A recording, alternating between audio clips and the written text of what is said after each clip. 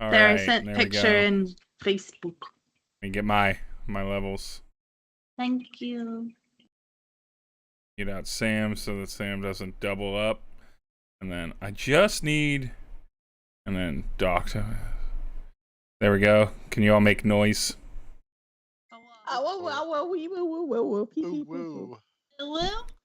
Okay, let me adjust your level so I'm not so much louder than everyone else. Adjust my ooh level, Daddy. No, absolutely not. It's Sam, negative it was. looks like Simba's like your big fuzzy belly. Sometimes he is. He's like, yeah, feed me, or I'll start to growl. Laying on the space bar, so it was like play, pause, play, pause, play, pause on the stream over and over again. Cats are helpful creatures. Oh, he's so helpful.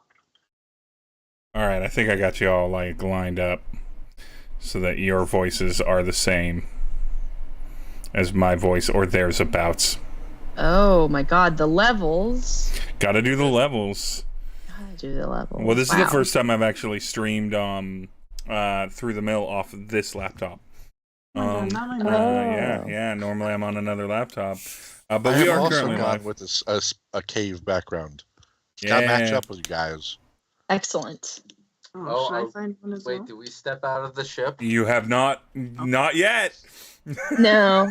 Okay. I've just been in the cave the whole time. Not yet. My engineering bay background then. He's eager to get us out of that ship, so you're really coming out this ship. You're coming out this ship. Hey, mommy, no.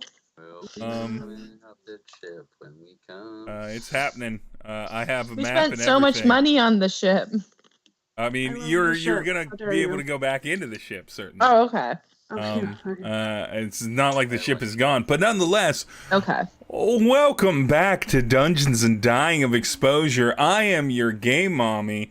My name is Steve, and I am joined once again by my wonderful and completely surrounded in the darkness of the deep, deep, and terrifying earth, Posse. Say hello, wonderful, yet surrounded by the darkness of the deep, deep, terrifying earth, Posse. Hello. Hello, wonderful, yet surrounded by the darkness of the terrifying deep, deep earth, Posse. You're the only one who remembered that. That's pretty good. That's pretty good. That's pretty good. I appreciate that. Star, you get a level. Hi. No, that's not how we work here. Although, soon enough. Inspiration for that, right? Certainly inspiration. So day 3 on live streaming on the Dying of Exposure YouTube channel, which I did not realize I had lined up in such a way. But let's do the introductions. Trapper may be able to join us later. They're currently at a library. I don't know. I'm not at current events with the group chat, but nonetheless, let's go round the wheel. Let us start with Sam. You want to give us the hello introduction character stuff? Hello, I am Sam. I play Captain Aurelius Benedict Leonardo Remington, also known as Remy, and his dragon Pixel. And he is a rogue bard swashbuckler piratey guy. Excellent. And after Remy and Pixel, let's go diagonal. Let's go diagonal across from Sunday's live stream. Back at it again. Why don't you introduce yourself? I am Brandon, and I play your resident tricky boy, Chevy. Horrifying. But very, very accurate. You are a resident tricky boy, cleric, trickster god. That's right. I'm a gnome. I'm a gnome cleric, actually. Mm-hmm. But so far, we're just gonna make a new class called Tricky Boy. Tricky boy. And then continuing the trend from last night's stream. Camille, why don't you introduce yourself? You're muted. Muted. Damn it, Dick. Damn it. Hi, I'm Camille. I play Patience Pratt, a wild magic tiefling sorcerer who's a former schoolmate and now kicks people. I can't rhyme. I'm not Emily Axford. One day, I play Patience Pratt, and she's trying her goddamn best. There you go. There you go. Trying her goddamn best. And last but most important, wearing a super hot top, by the way. Just an absolute top shelf top, by the way. Smoking. Yeah. Love the pattern on it. Love the pattern. Love the décolleté cut. Or décolletage cut. Introduce yourself, Celine. Hi, I'm Celine, and I play Velvet Star, or Star, who is a cat with a gun. Cat with a gun. Very sneaky, very shooty, getting better with tools and small machine parts. You love a cat with a gun. We love a Cat with a gun. thumbs. Cat with thumbs. Cat with a thumb, cat with a gun. Any cat with tool capabilities.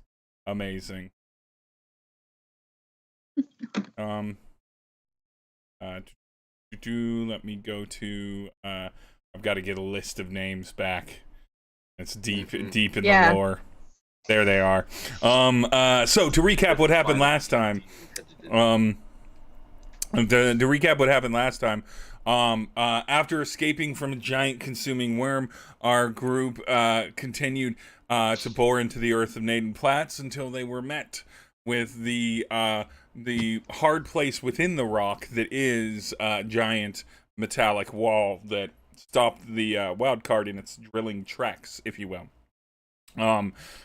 With some basic maneuvers and realization that whatever was on the other side of that wall might become a problem, they tried quickly escaping away, only to find themselves first seeming successful, but eventually called by some otherworldly power to make some minor mistakes, some ever so minor mistakes, and they found themselves both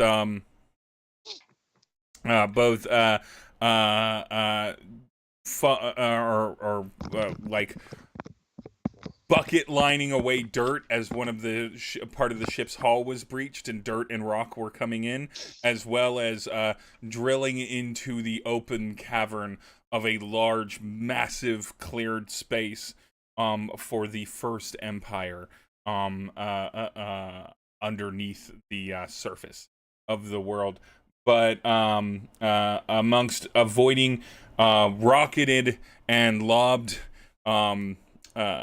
I guess pitched rock, magma, like whatever they were lobbing at you, anti-siege weaponry, basically, and anti-aircraft weaponry, as well as gyrocopters.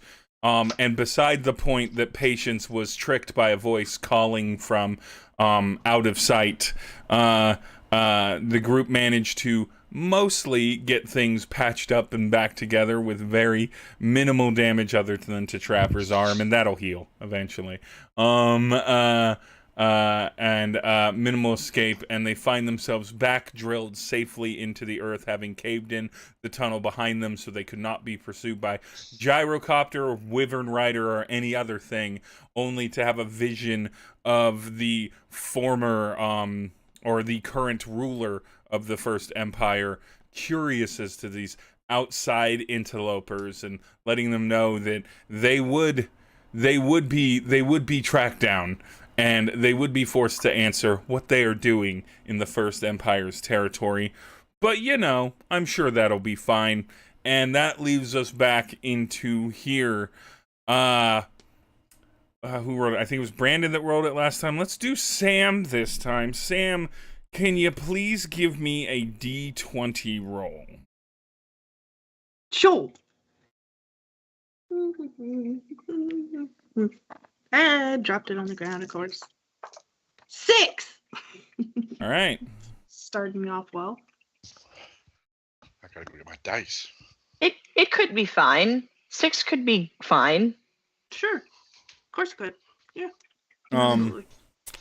The ship seems to be mostly settled now between Star and Chevy and Trapper, and even though it was ended up being done a bit recklessly, as well as some help from Patience. The seam is welded back shut and durable. The engines seem to be running fine. Running fine. Again, trying my best. Remy has steered you back into the safety, honestly, of the Earth as you continue to cruise forward. After such, I don't believe we did it at the end of. I don't recall. Oh no, we did the wisdom save and everything, and the mental fortitude points, the spoon points, if you will.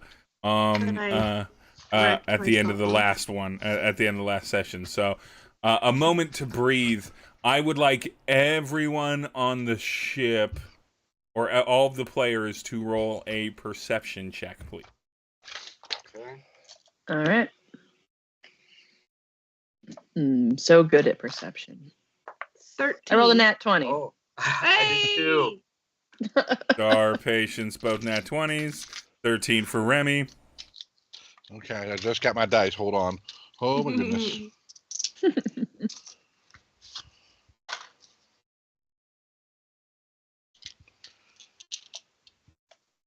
Let's see here.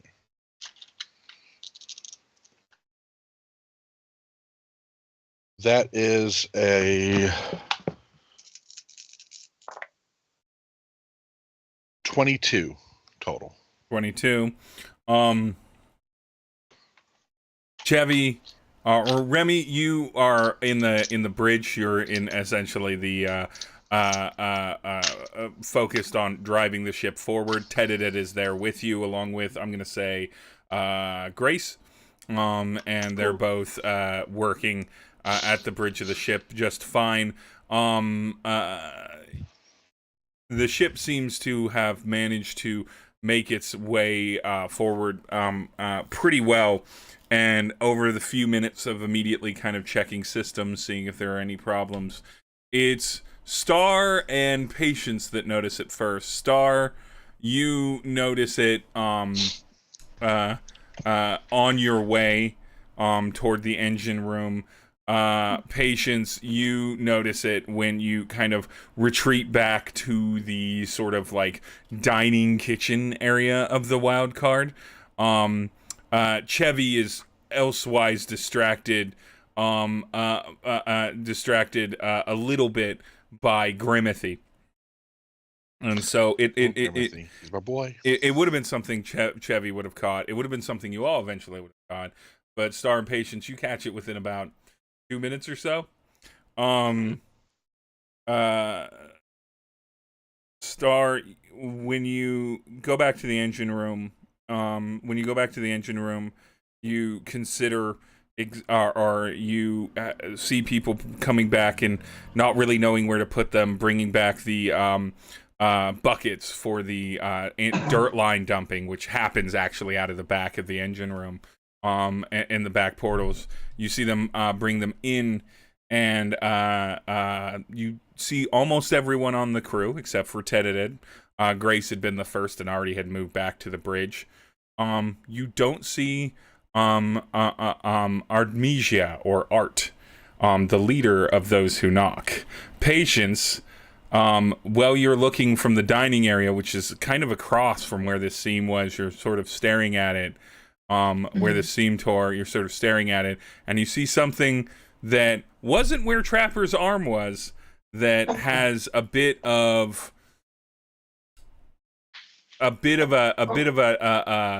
flesh and hair, sort of seamed now into the hull of the ship, in the hasty rush. And you also you recognize it as human skin, so it's certainly not Trapper's or humanoid skin or Star's. Remy was never back here, and Chevy would have probably noticed, and it's not yours. So there was an injury amongst the crew that happened as a byblow of the ship getting getting torn open. You don't know if it's what you Oh did. shit! Yeah, Fuck. yeah. Is Some- there any other blood, like maybe like a trail of like blood droplets or anything? There's no blood inside. You only really see it at the edge of where the tear was, and then a little bit, kind of like basically peeking out with from the seam, and you can see a little space where the seam is because, of course, Chevy's kind of like welding torch mend would have kind of cleared it up, but you do see a little bit of like mammalian humanoid flesh and hair there, and yeah.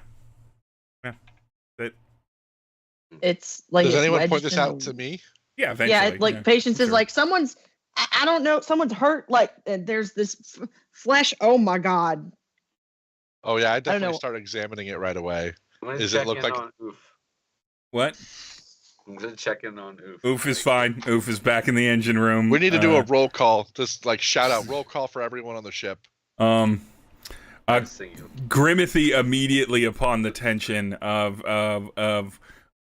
roll call and everything just starts running through the ship and opening doors and beginning to like pull like open closets and dressers up really aggressively, sort of like he's tossing a house as a private investigator, like being way overzealous, and it's like quickly everyone to the mess, the officer's crew needs to inspect us quickly, and he's like making a mess, but he's off doing his thing. Most of the people who are reasonable are just He's passionate about his work. I respect that. You just gotta respect Grimithy.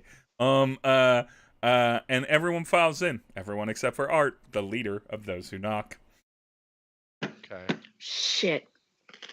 I'm gonna go like bring one of them into that room and say, does this look like Art's hair in here?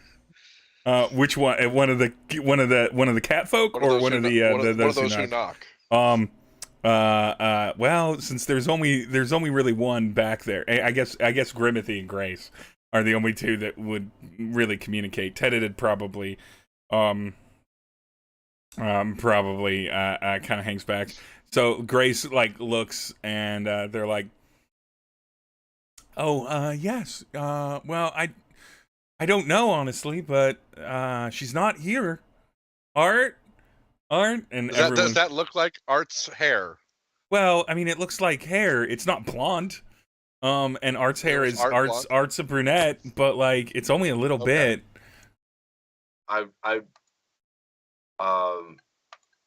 There's just like a chunk on the ground. There's like a little bit. It's like pinned in a kind of against the kind of hull of the ship, because it looks like when the tearaway it got caught there, and some flesh and hair was torn asunder, and then it was welded. So it's kind of like it's almost like someone. It's an industrial accident. It's an industrial accident, but it's probably about the size of like half my palm, just like a little bit of flesh and some hair sticking off of it. It's not significant.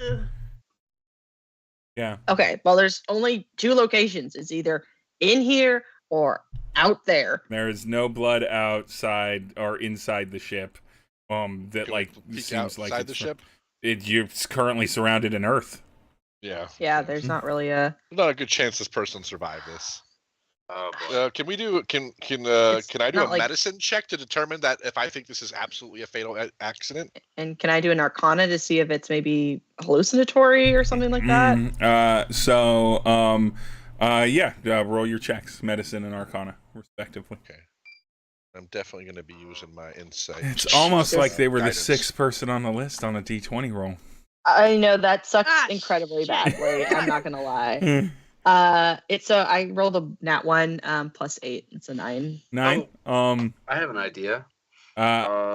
You are concerned, Patience, that possibly while you were under illusion, you may have somehow caused with a nat 1.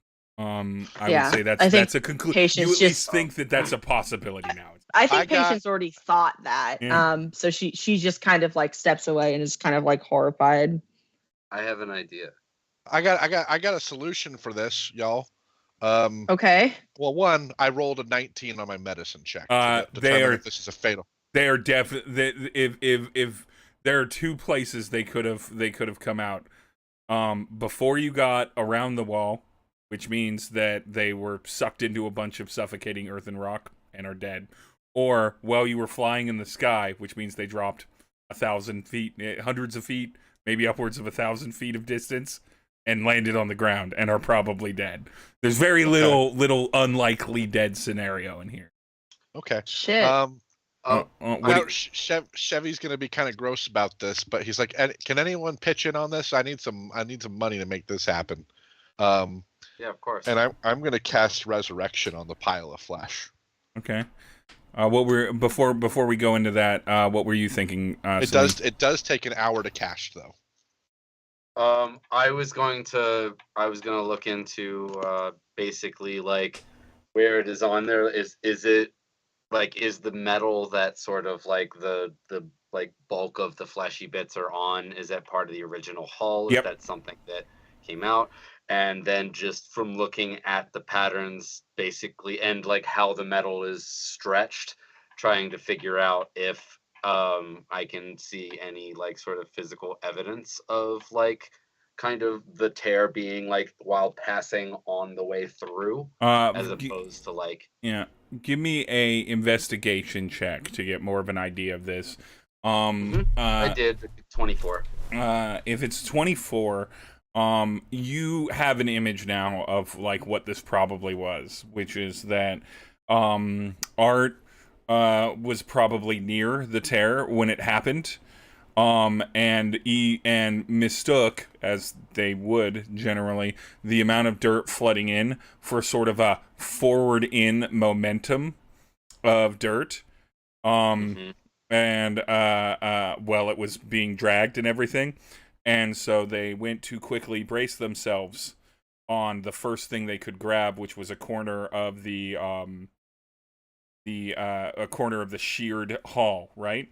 At the entryway of that, and then, well, possibly leaning in on the brace, their hand and body would have immediately been caught of the momentum of the ship drilling through the earth, and like stepping into a riptide, like stepping into any sort of moment of subterranean flow, they were vacuumed out through the loose and rock dirt and probably crushed to death along the side of the ship. They were probably only alive for about half a second, if that, maybe a quarter of a second. They probably had the experience of what, and then were out. But they probably died before you got around the iron wall.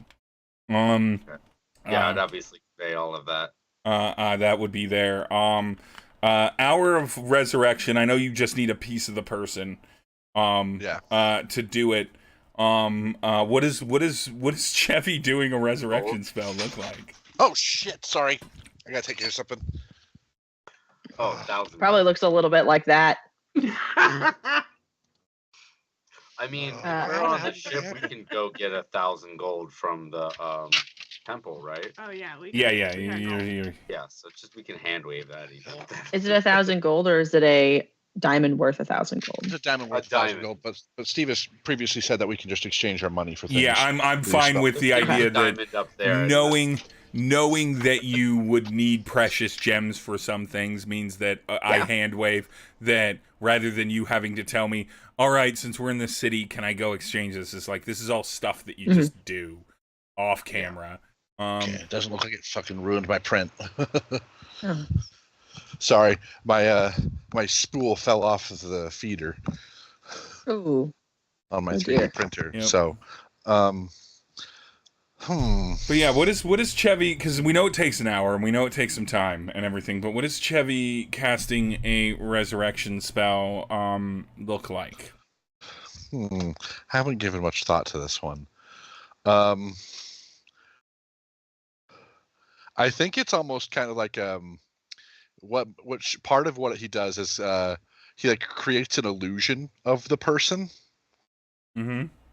And then basically just kind of uses this illusion as like scaffolding for pulling elements from around to conjure them together back from like, and using like the pieces of the, I guess like the pieces of whatever flesh is left over is like magically stretched into the shape of the illusion. All right. So this is obviously, it's a spell and it's successful and they are going to come back to life, but for flavor, Chevy, can you please give me an Arcana roll? Yeah, an Arcana roll. Great. So this is just for flavor. Yeah. Let me get my. Can I do my guidance on it too? Sure. Okay.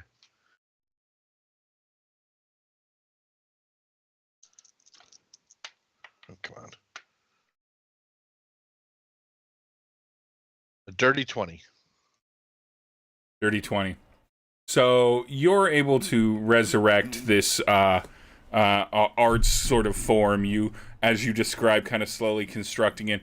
Honestly, those who knock were becoming somber until they saw you immediately start doing this. Again, these are mercenary crews. It's not like they don't know that there are powerful mages and clerics out there that can do this. And so, Not something that often would be wasted on them, though. but yeah, this is a bit shocking, because they are staff, they are the help, and everything, and so they stand almost in like prayer, like vigil, even though none of them are actually praying to anyone. They're just sort of silently and respectfully doing that. That means that the cat folk kind of move into overdrive to do all of the labor around the ship. They quickly and quietly start addressing whatever problems need to be addressed in order to do this. For the first time, Star, since you've disembarked with them, Oof actually does not shadow you. Oof stays with the rest of those who knock, waiting for Art's return. Patience, Star. Yeah. Since Remy's at the helm, busy doing that and getting updates from maybe Grace has gone to update, or Tedeted has gone to update Remy about what's happened while they're busy captaining the ship, just kind of going quietly and like murmuring in your ear, like, Captain, our members died, but it looks like Chevy is resurrecting her. We didn't know he had it like that, but apparently he has it like as one says. So just letting you know, Captain. Other than that, there are no injuries, and I'm not a religious person, but whatever fortune that favors Chevy to grant us our comrade back, it's amazing. Wasn't I shout out, it's money. It's really goddamn expensive, is what it is. But okay, so Patience and Star, what are you doing during this hour? I think when Chevy says that, Patience is like, I'll take it out of my cut. Oh, I'm just expecting everyone to pitch in, is what I'm thinking. No, take this out of mine. Okay. Well, it's 1,000 gold. I thought we were just getting that out of the temple. Well, I mean, how much gold do we have? Let me do it. Let me pay for it. We don't have like a. This isn't an argument. Hey, this isn't an argument. I'm paying for it. Cool. Okay. I'm happy Patience, to do it. Patience looks like on edge. Yeah, fair. Like she looks like she looks almost angry. Mm-hmm. And I don't think that much from Star's side. Star was there. From Star's side, I don't think much would be surprising that Patience would potentially be mad because they were tricked by a voice. And she cast a spell that temporarily broke Trapper's arm. Now Trapper just went like, I got this, grabbed some like moss and mud, slapped it on his arm, twiddled his fingers, and made it fine. Because he's a druid and can do that. But would you say, I'm not going to have anyone roll for this, would you, I think that is a reasonable thing for Star to think that Patience would be angry about. I don't know if I can say that Star would know what we know, which is that Patience is possibly worried that she caused this. Is there anything else that Star does during this hour-long time? It's not really that dire of a thing. I don't even think I'll get much out of it, but I guess I'll take a rest. Take a little short rest. Yep. Yeah. Might as well. I think I love a cheeky short rest. I think I can allow short rests around if for people that might need them. I mean, Mm. technically, someone could take a short rest during the time that I. That's finish what my we're talking spell. about. Yeah, that's what we're talking Yeah, about exactly. is during the spell. Yeah, I'll be downstairs just taking measurements. So I'll be doing very boring, low energy work. I have a thing. You have a I thing. have a thing to help with the resting. Hold on. Spells. I do One want to moment, point please. out one thing for Art for Steve. Anyone who's been resurrected effectively has a resurrection sickness. Mm. And how? Here's what's how. this? So they have a -4 on all attack rolls, saving throws, and ability checks. That penalty reduces by 1 every time they complete a long rest. Okay.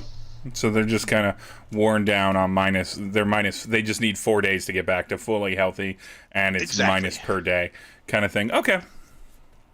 What do you have, Remy, for short rest? Because I know you have something very bardy. I have a Song of Rest, and if myself or any friendly creatures who can hear my performance regain hit points at the end of a short rest by spending 1 or more hit dice. Each of the creatures regains an extra 1d8. So Go on. if you rest and decide to get back some health, you get an additional d8 on top of that. I don't know if anyone's actually injured. Oh, well then that's fine. Perfect. Is this a limited ability, or is this something that you just have as a bard? It's a bard trait. Bard trait. Okay. So I just have it. So you just have it. Describe for me the song that Remy sings and or plays over the PA. The general vibe of it. The PA. Yep.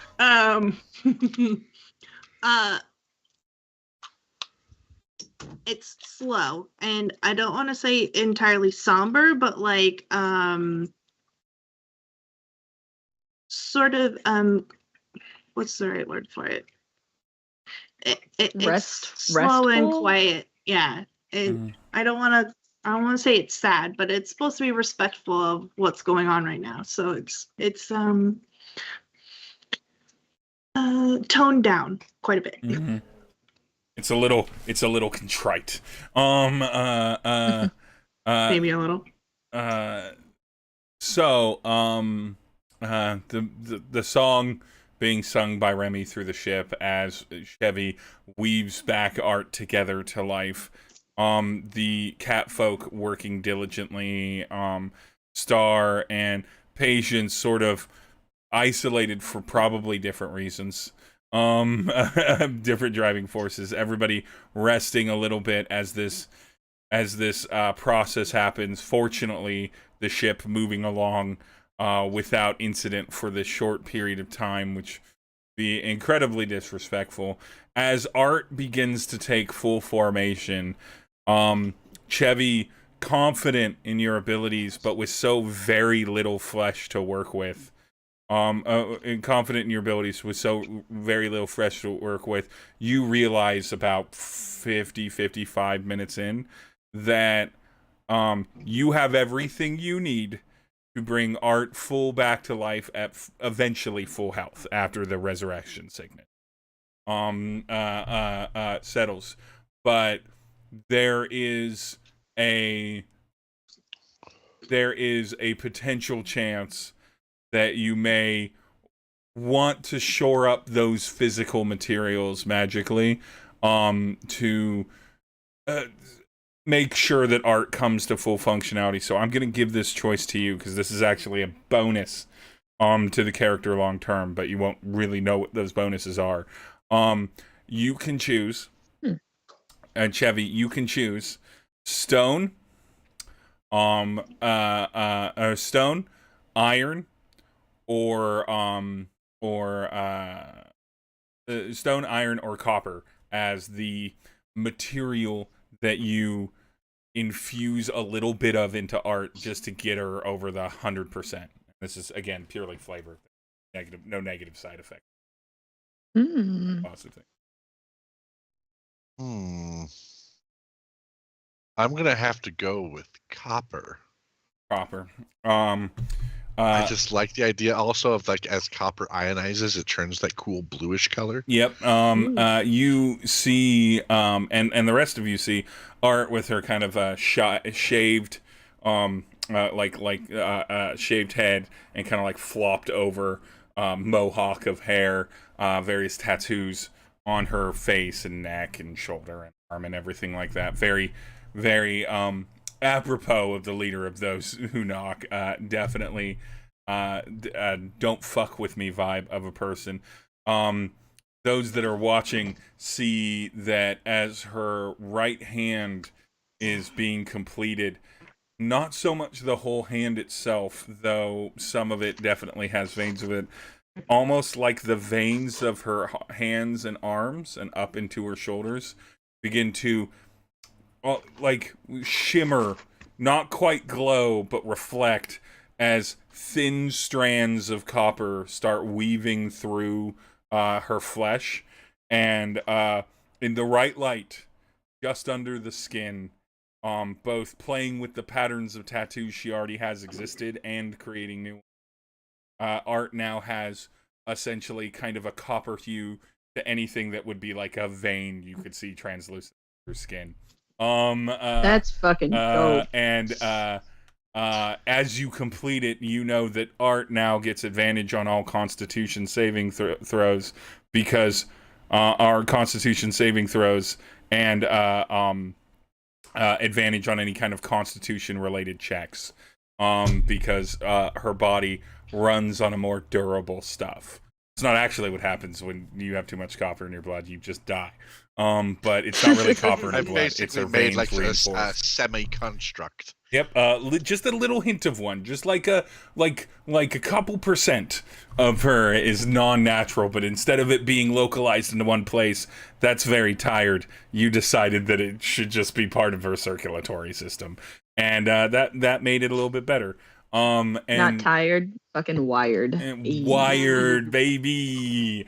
And Art just like looks around and like looks around and very confused and exhausted looking, and like, what the fuck happened? Why are you all standing here in a circle around me? The fuck? You suffered a very unfortunate accident. And yeah, we just had to.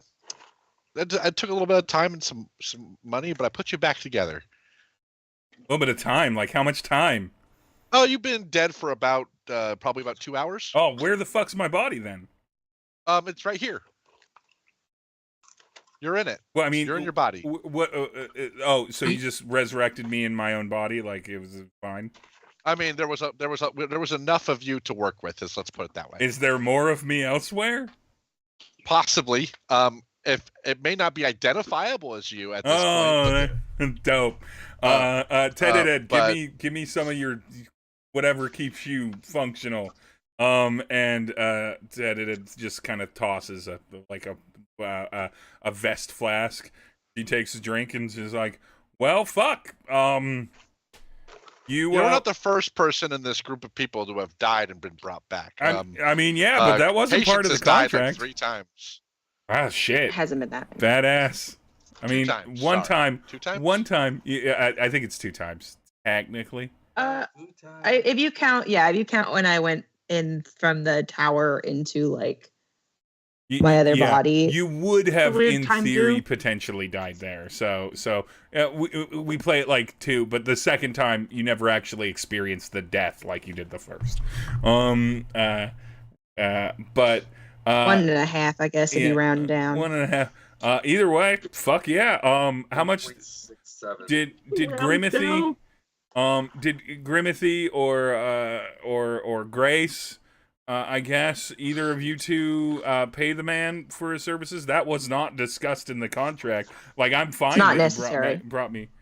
I mean, you know, if you want to adjust the price payment, that's.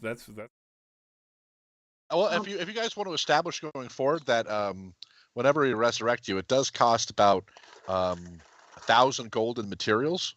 Okay. So long as you're all willing to front 1,000 gold, I can bring people back once a day. Once a day. Well, then As long as we have a portion of their body.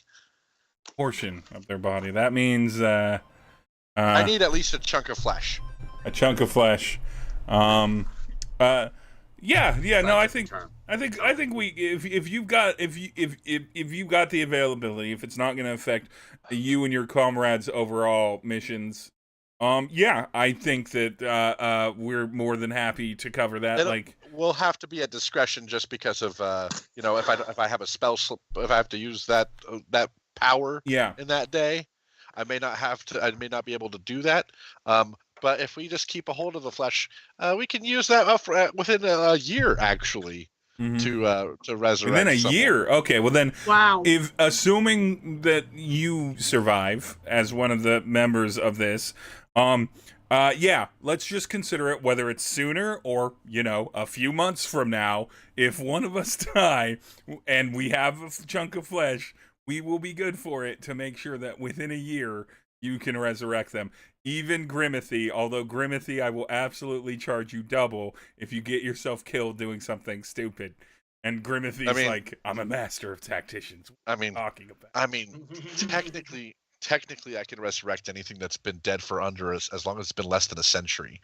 But if you live that long, we might wait that long for Grimithy to teach him a lesson. And Grimithy's like, genius is never understood, and he just kind of walks off. The only problem is if I have to resurrect anything that's been dead for a year, more than a year, there are penalties that I suffer. So just so everyone's aware, if I were to resurrect something old that's been dead for longer than a year, I cannot cast spells until and I have disadvantage on attack rolls, ability checks, and saving throws until I complete a long rest. Yep. I'm sure that it'll work out, but yeah, damn, we did not know that we were working with people that can defy one of the core realities of existence, and so fuck. Well, this whole thing just got a little bit less stressful. So I don't want you all to take that as an invitation to be a little loose with your lives. Oh, well, no. It's also 1,000 gold is not nothing, right? We don't want it to just ring up a huge bill. But yeah, because that's not money that goes somewhere. That's money that just vanishes. Oh, boo! That's just terrible. Yeah, it's not like someone's getting paid. I guess the gods are getting paid, but the gods can get paid even if they don't. What is money to the gods? What is money to the gods? Well, I think I'm gonna take a bit because I feel like I died recently and was swallowed by the earth, apparently. So I'm gonna take a day. I assume the rest of you will cover my portion, and the rest of those who nod, and everything is like, I'm gonna take it. I feel like that's a rule. We should probably establish that maybe Art's naked during all this, because I don't think I bring back their items or equipment. Our Art doesn't care about her. This all tracks. Her nudity. Yeah, I think when we met Art, they weren't wearing a shirt. Yeah, she was. I think she was already open shirted. Art's just like, new rule amongst the company. If you die and you come back, you get a free day. You get just a free day on the day that the day that you came in. If it's in the evening, maybe the next day, but we'll work it out. We'll be reasonable. But you get a day. So I'm going to take my day. That's the new rule. Write it into the union charter, and then we'll pick up from there. And then she just grabs another since you're near the kitchen, she just goes and grabs a bottle of wine and a thing of plain bread, and she's like, this will further upset my stomach, and this will hopefully keep me from throwing up. And then and the question is which is which. One is that Art has gluten intolerance and also a crippling alcoholism. And so Art just goes back, and the first person to die and now be brought back has happened. I am gonna say the next time that I have you all roll a mental spoons check, I'm going to say that because Chevy brought back a crew member, everyone, with the exception of, I'll give Camille the option on this, everyone rolls with advantage on saving against whatever it is. You can roleplay your character how you like with this reality, but the advantage is on the table. The advantage is on the table, like, to be taken, for this, because Chevy prevented someone from dying. Not just prevented it, but, like, quickly brought them back very effectively and systematically in a way that arguably took the threat level of this place, like, reminded you, oh, even though this place is meant to meat grind people, you are not just regular people. You are not just an individual that has to deal with playing by the rules. You literally have a cleric that is built on breaking the rules. I bet Trapper could cast Resurrection too. But he can. He think Trapper can. did. He was the one who was able to bring me back. Yeah. Yeah, he can do reincarnation. From his You- pile of ash. Reincarnation is Wait. different than resurrection. Yeah, Oh, but you're right. you're I right, think he there can was do reincarnation. resurrection as a druid. I think he has that spell. But nonetheless, I think Actually, Patience just will be taking just hers bard at and clerics disadvantage. are the only ones who learn it. Druids do not. oh wow. Maybe does Trapper get revivify? I know I mean, paladins. I'm sure he get that. does. I don't know. But the Revivify doesn't restore bodies. No. So Yeah. You have to have the body intact. Yeah. But then you can still bring it back. But at the very least, always reincarnation.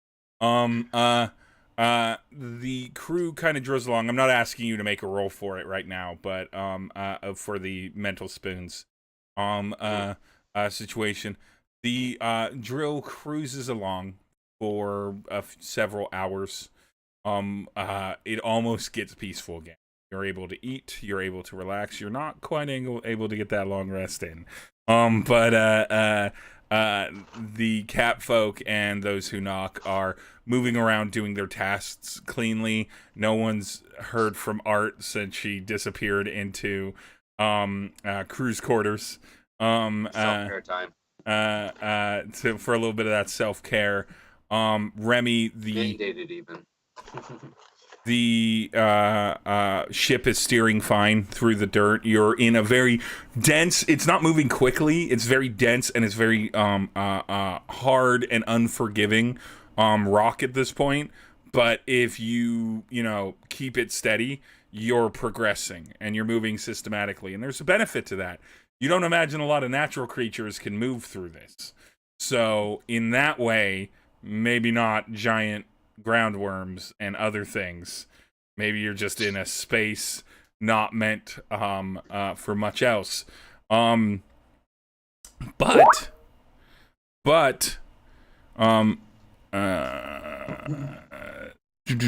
was I thinking?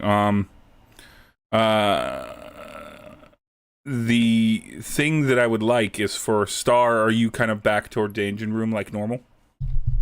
Mm-hmm. Star and Remy, please roll perception.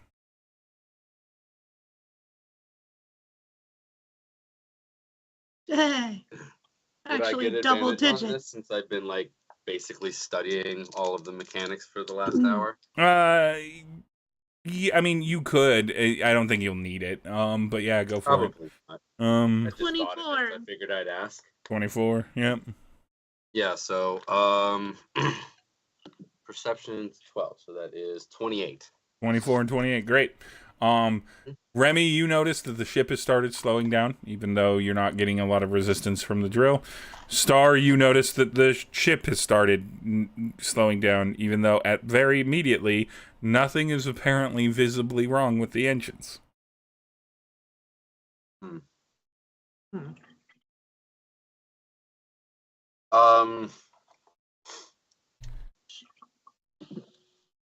We don't have clocks, do we? I would say that you have some sort of timekeeping have devices. clocks. The world has clocks, which means you would take a clock into this place. All right, then yeah. If I look at a clock and just sort of like kind of try to guesstimate like how long like seconds would be, Mm-hmm. does it feel like everything's still moving at the right like way for at least my perception. You said you got a 28? Yeah. You, everything looks like it's moving about the same, and you're watching the clock, and you're seeing things move, and you're watching the clock, and it all seems about the same. And you're also, like, listening to see if you can hear, like, a hiccup in the engine. And that's when you hear it while you're timing the something's not right. It's not that things are slowing down. It's that when you hear the engine, it kind of has a waveform to it. It kind of has an oscillating wave sound to it, right? And the rhythm of that is based off of the mechanical gears. And you know that it's related to the arcane functionality of the engine and what powers it. And you can hear the pitch of it go down. It's not slowing down in speed, so the BPM, if you will, is the same.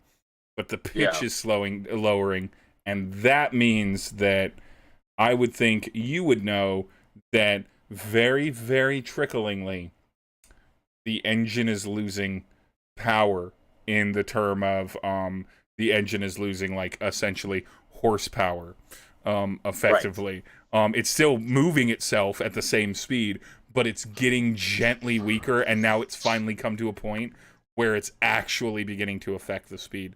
At the same time, Remy,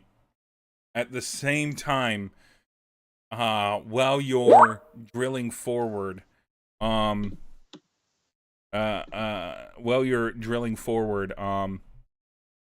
you feel the engine kind of, like, mildly distracting. Hold on, I gotta mute notifications on this because for some reason it's making noises and I hate it. Oh, sorry. Turn off all notifications for Skype. Okay, we're good. That's also my fault. Normally I do that in advance. You fool. But while it's drilling forward, you also feel that sensation of less progression. But there's another thing that you are perceiving, is that your hearing in the bridge side of things is changing now that you're slowing down a little bit. You're beginning to, Remy, sort of hear the sound of the drill grind change a little bit. Like, it's not making the same noise that it's made for the last hour or two in this rock. The pitch is changing.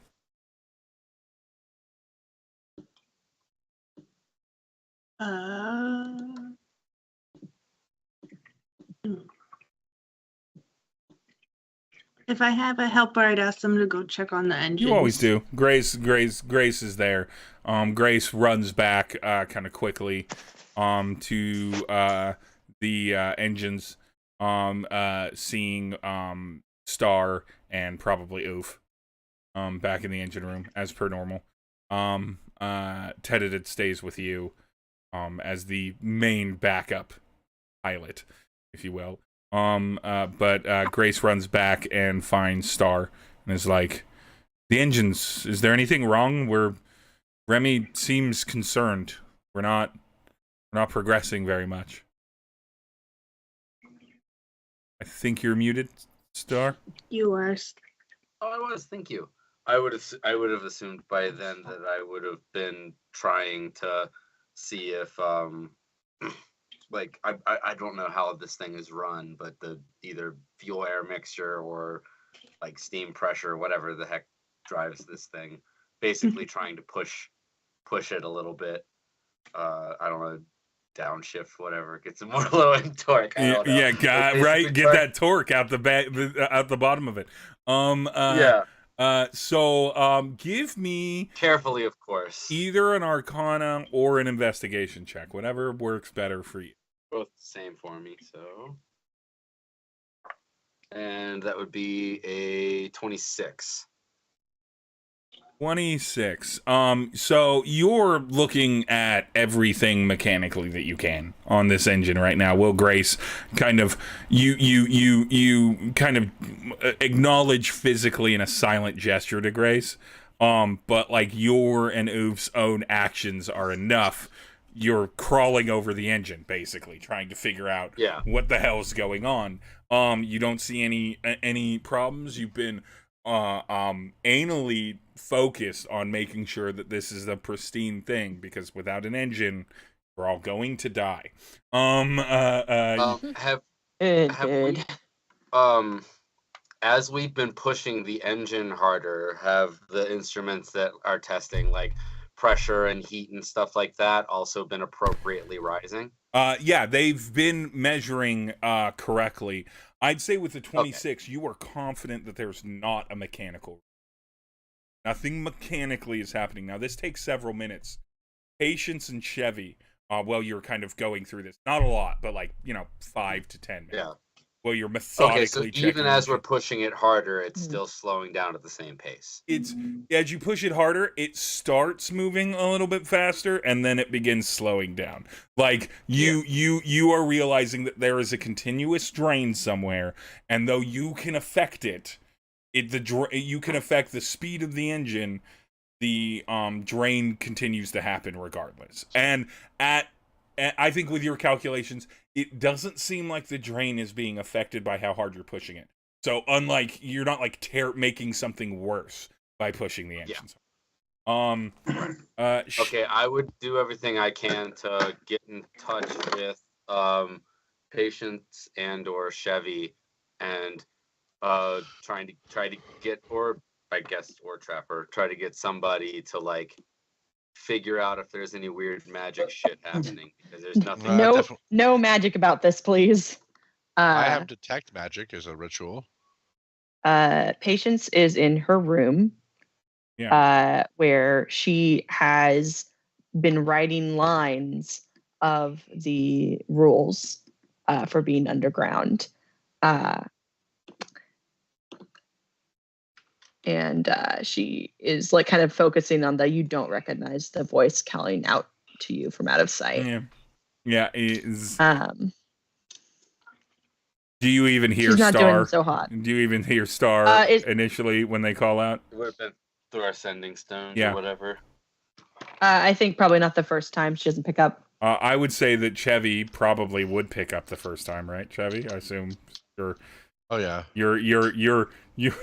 You're living your life. So I would say that Patience, you don't catch this interaction. It kind of moves past you as Chevy probably comes back to the engine to investigate. Do you want to cast Detect Magic about it, Chevy, or do you want to do something else? I know you have Detect Magic, but I'm going to cast Detect Magic as a ritual. Assuming we have the time for that. You absolutely do. This is not moving quickly. Remy, you're being updated by both Star through the Sending Stone PA system, as well as Grace, as they're kind of acting as a ship through, kind of checking on other telemetries and stuff like that. This isn't gonna be a problem in 15 minutes.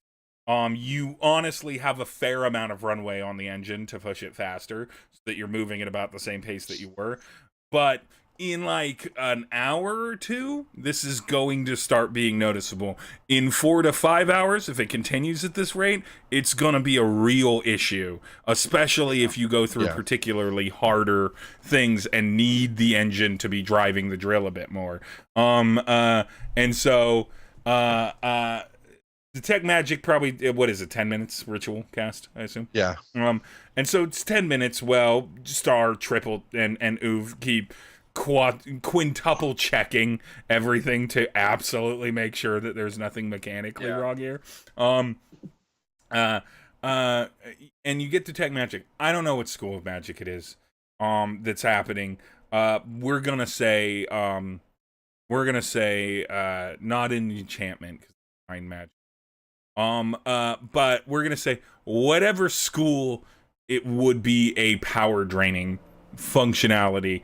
There is some sort of environmental ambient magic surrounding you, Chevy, that is sapping the arcane energy out of this engine. Can I have you give me an Arcana check with advantage? Okay. Did this as a spell and a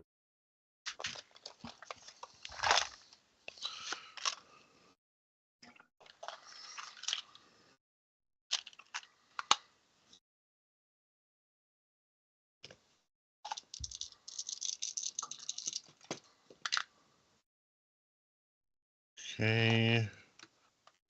That is 16. 16. Don't think that's high enough. So you definitely know that there is some sort of ambient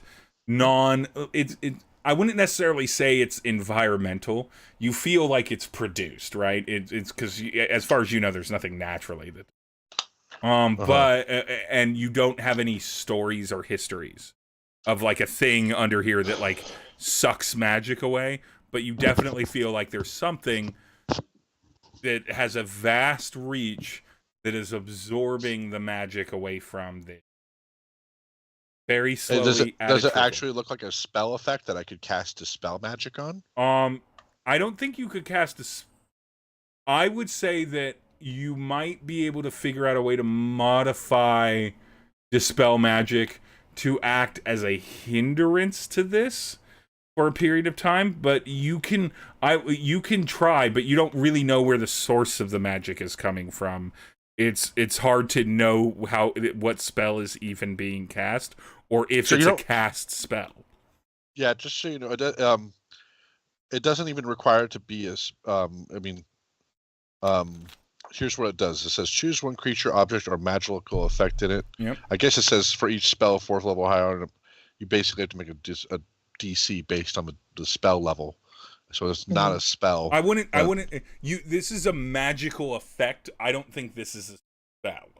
I wouldn't describe. Okay. The thing that I have for this is an it's kind of similar to when you deal with monsters, right? And they have some sort of like magical effect around them, but they're not like casting it. They just exist as magical beings that magically cause things. Is the engine magical at all in nature? Yeah, no, the engine's absolutely magical. There'd be no way for us to have fuel. It's mechanical. It's the engine mechanically is taking advantage of the magic. I would say that the engine will move and operate completely without magic, but it will have no way to give power. It will just function basically. So it would be like if you were turning a crank. Anti-magic field would not be the way to go. Not probably, no. But I would say anti-magic field just gets rid of all magic of any kind in a space. Yeah, that would be real bad for your ship right now. Actually, yeah. Do not want that. Very incredibly dangerous. I mean, you're welcome to cast it. That'll make this a very interesting session. A very interesting total party kill. You mean? I'm sure one or two of you would survive, along with the cat folk. But yeah, I think you could protect it for a time. It would eventually burn you out of magic for the day, and quick calculation, you wouldn't have enough magical energy yourself to maintain it through the whole, like, eventually, unless you get out of range of the thing, and you could take that risk, but it would burn through so much of your arcana. And what that mechanically would look like is I'd basically have Chevy be like, all right, I'm going to dispel magic in an area kind of as a concentration spell instead of its normal function. And I am going to, for every 10 minute or for every like say 15 minutes, burn a spell slot, and then we're going to roll a d100 and slowly have a higher success rate of getting out of this potential range of magic.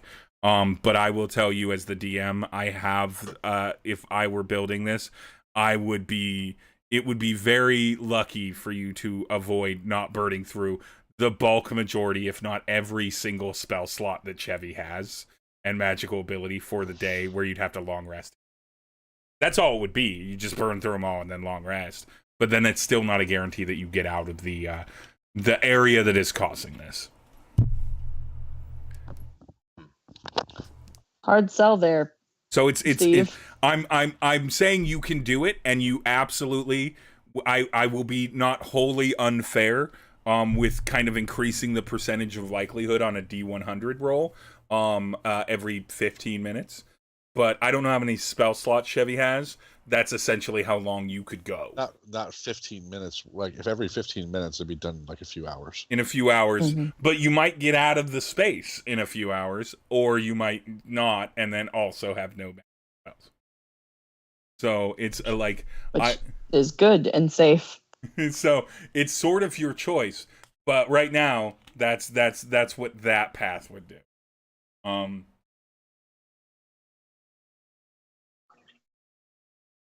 Come back to me a little bit. Remy, you're up front in the bridge with Tedid. Ted, who has already gotten you a tea to drink, to keep you calm. You can feel Star continuing to deliver kind of incrementally more power, a little bit more thrust to kind of keep the rhythm of the ship moving forward. Slowing down the slowdown. What? Slowing down the slowdown. Slowdown. Slowing down the slowdown and everything. Remy, give me an Arcana check. You're magical. Give me an Arcana check. I'm a little bit magical. With advantage, actually, because you've been in various weird situations for 1,000 years. I have. Your life has been reality bending. A bit. Arcana. 18. I'm gonna say that you feel tired, and you don't know why. Good to know. Maybe it's the day, maybe it's something. You're not like a point of exhaustion or anything, but you definitely feel worn out a little bit. Just a little bit. Like you slept badly, but you didn't sleep badly. You slept actually fine, weirdly enough. Okay. I might see how Tedid is feeling, and if he's also feeling kind of... give me a D20 roll for Tedid.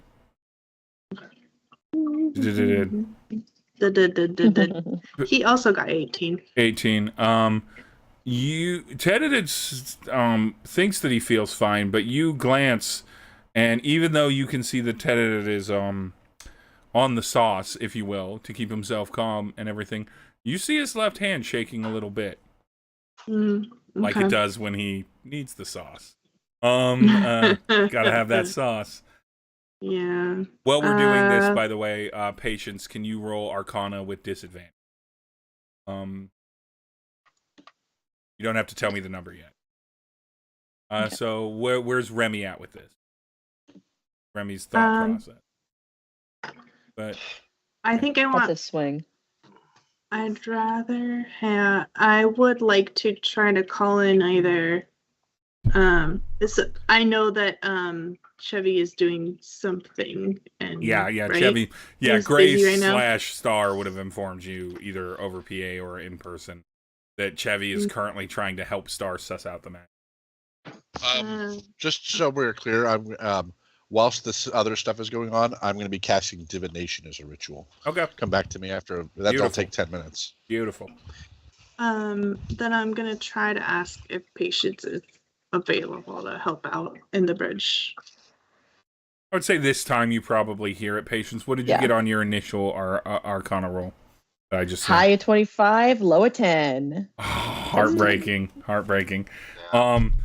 You don't notice that. That one is continuing to hurt me. You don't notice that. Hey, you're making some of those choices on your own, but this is what? Me making character choices? Choices bad, mean to your own characters. Being mean to myself. Yeah. Look, don't question my fetish. That's right. You're not kink shaming you. But you do hear Remy call for you to come up to the bridge. Oh yeah, I'm coming. And she kind of thinks for a minute, and like is thinking about the stone, how it's not in the room, and she just kind of like shakes her head and heads up to the bridge. Mm-hmm. She kind of braces herself when she opens the door for what she'll see. It's the bridge. Like it took no. But she doesn't know. Yeah. Right. Yeah. She's starting to question herself of That's fair. Does this count? And so she, if Remy was turned around, they probably would see that she has a weird look on her face, and then she kind of comes into the room. What's going on? What do we got? I think I'm pretty sure something's going on that is causing not just our engines to sort of lose power, but where I'm feeling a little fatigue, and I want to someone more magical than me to double check that what's going on.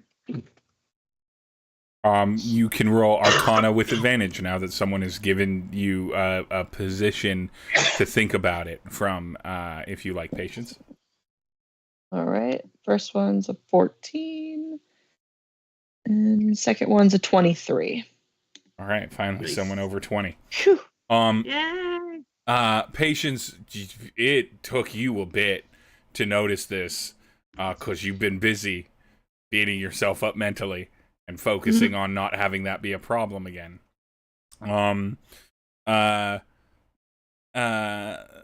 Patience, you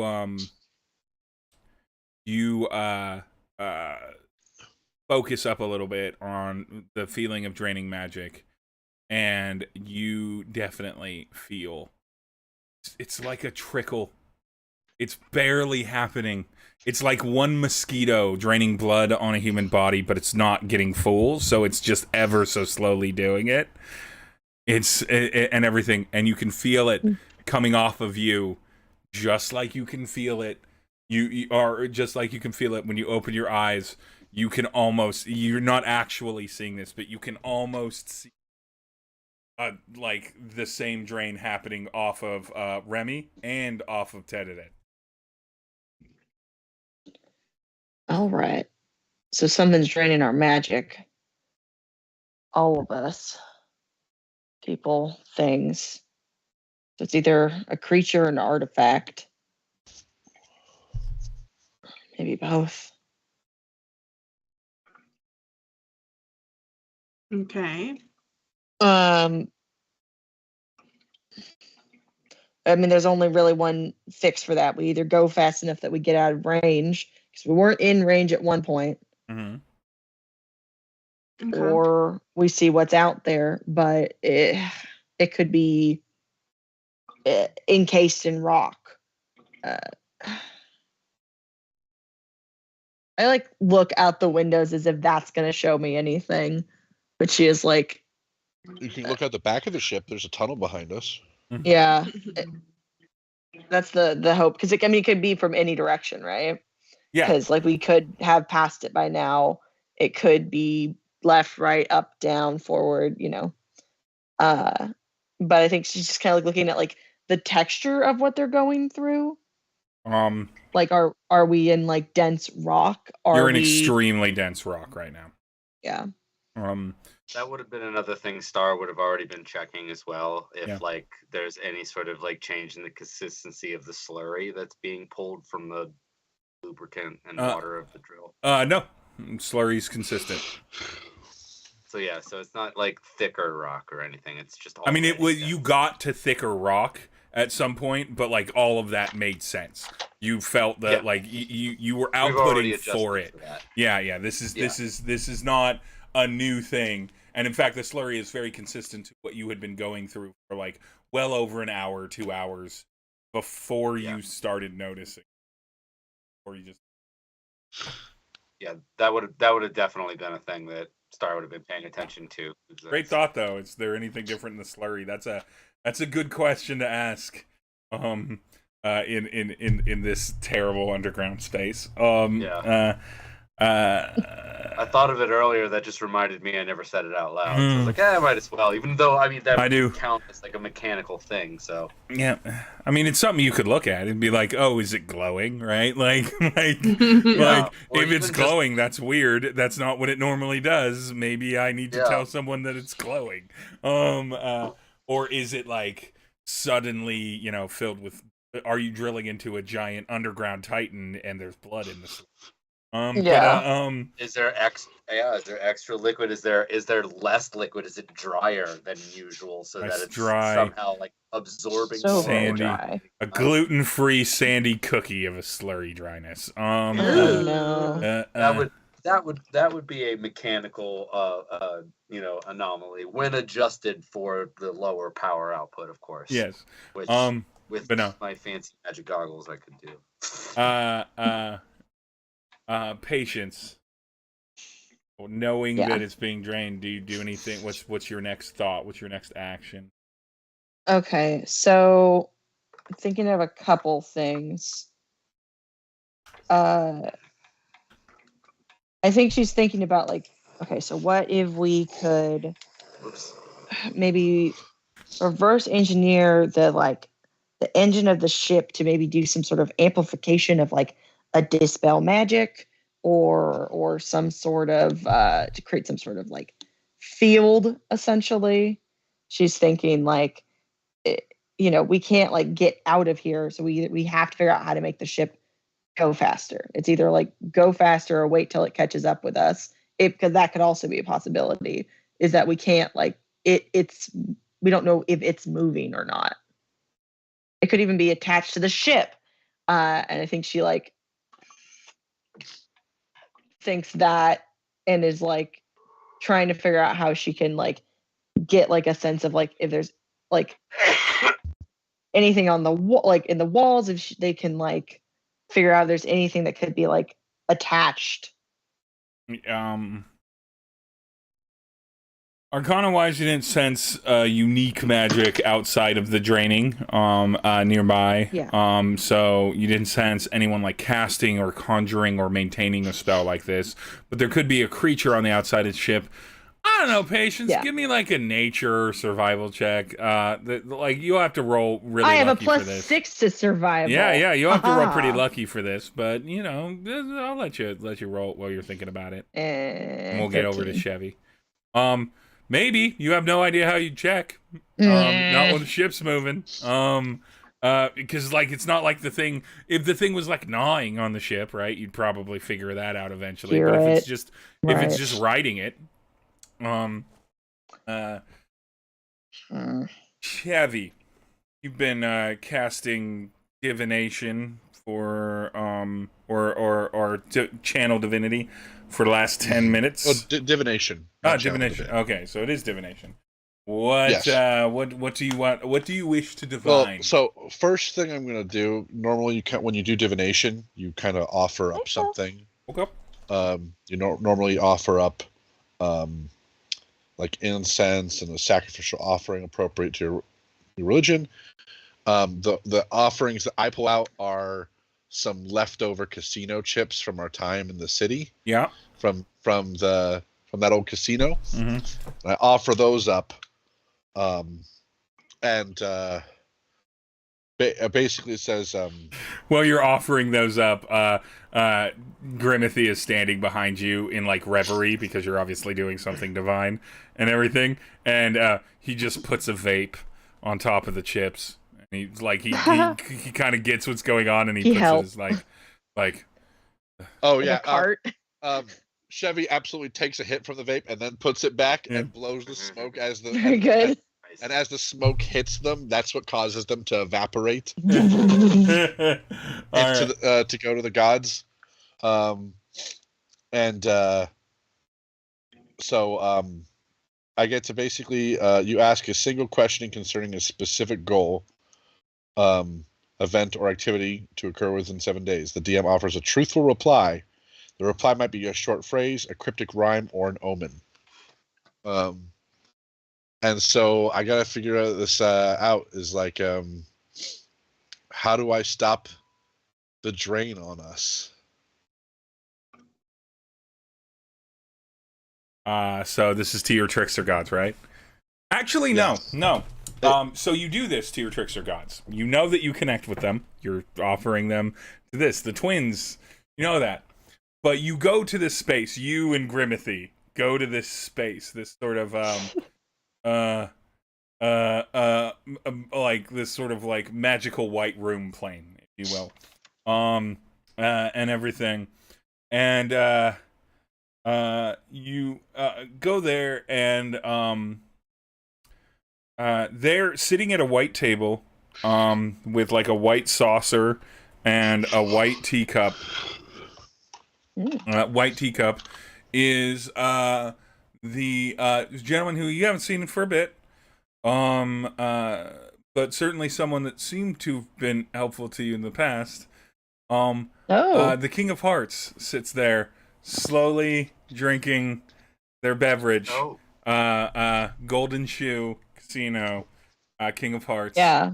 That makes sense since I'm offering chips from his casino. And he goes, yeah, that's what inspired me from it in that brief moment. And he's like, Chevy, our mutual acquaintances, let me try to speed up my speech here. Johnny Fast Hands, like, flips into it. Our mutual acquaintances definitely informed me that you were looking for something, and then they thought it would be cute with the casino chips that I would appear. What was your question again? What did you want to know about? I'll use we have my something brain. impacting impacting the ship, and we need to stop it. And I don't know what to do. He looks a little bit horrified at you, and it's like, "Are you drilling down into Naden Platts? You're going down into Naden Platts. That's not a very kind place. You can stay at the Golden Shoe if you want. Like, I'm fine." I'm aware. We have reasons, and we need to go. So I heard rumor of those reasons. I hope that they're not true, but if they are, may luck be on your side. But what's draining your ship? What's draining your ship? How do I put this? How do I do this in some sort of godly way? It's not going to be one sentence. I'm going to tell you that right now. But I've got to be godly about it, right? We can't just like directly tell you something. I mean, you don't have to. You don't have any rules that define how you do things, do you? That's true. That's true. We are above that. You don't have to fucking fall into a stereotype or a trope of a god. All right. Here's what we're gonna do, Chevy. You're a man of chance. I'm a deity of chance in a way. Well, I'm actually a deity of love, but I really like gambling. So let's do it. Love is a gamble. Here, we're gonna play a little bit dice about it. Chevy, I'm just gonna have you roll D20. I'm gonna roll D20. Whoever gets the higher one, you either get straight. You're getting it either way, but you get cryptic if you lose, straightforward if you win. Oh. So either way, you're gonna get it. But I rolled a 3. Okay, so we're gonna see here. We're gonna see. Really pushing Steve to be hella cryptic. Chevy, I'm gonna need you to re-roll because I also rolled a 3. Nice. He's trying to be cryptic, but he can't. Like, he's like, fucking trying to think of how to do the it. sheep, but the shepherd and the grain. 2. All right. Oh my god. The dice really don't want you to get this straightforward. I got a 9. Okay, it's gonna the dice, be cryptic. they tell a story. They tell a story, and the story is make Steve be cryptic god character. All right.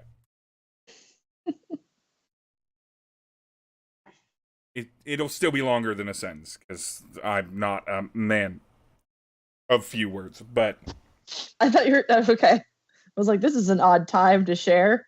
let me. A single song can only be silenced when the singer is when the singer sleeps or is put to sleep. Yeah, that's one sentence. That's one sentence. A single song can only be silenced when the singer sleeps or is put to sleep. Boom! Did it. Yes. Yes. I'm amazing. I'm a great King of Hearts. I always knew it. Oh, damn. You're always welcome at my casino. But that, if you're looking to stop the magic drain or address that problem, that is what you need. That is the singer thing. It's a great, when you figure it out, you're going to be like, that is pretty clever, Johnny. That's pretty clever. Shit. I'm already into it. Thanks, Johnny. Evan, I guess I just get whisked back. Hold on. Before you whisk back, Grimathy is with you because you said you took him with you to fade in. He contributed to the Grimathy is standing there. This kills Grimacy. Chevy, give me a D20 roll. Give me a D20 roll. This is you rolling for Grimathy, and then I'll based off this D20. I'm so concerned. I don't know what's happening. 16 for Grimathy. That's perfect. Hey, that's gotta be good. Oh, that's good. Perfect. Okay. Grimathy goes up to Johnny and is like, "So, you own a casino?" "Yeah, I own the Golden Shoe. It's in Furhat. You've probably heard of it."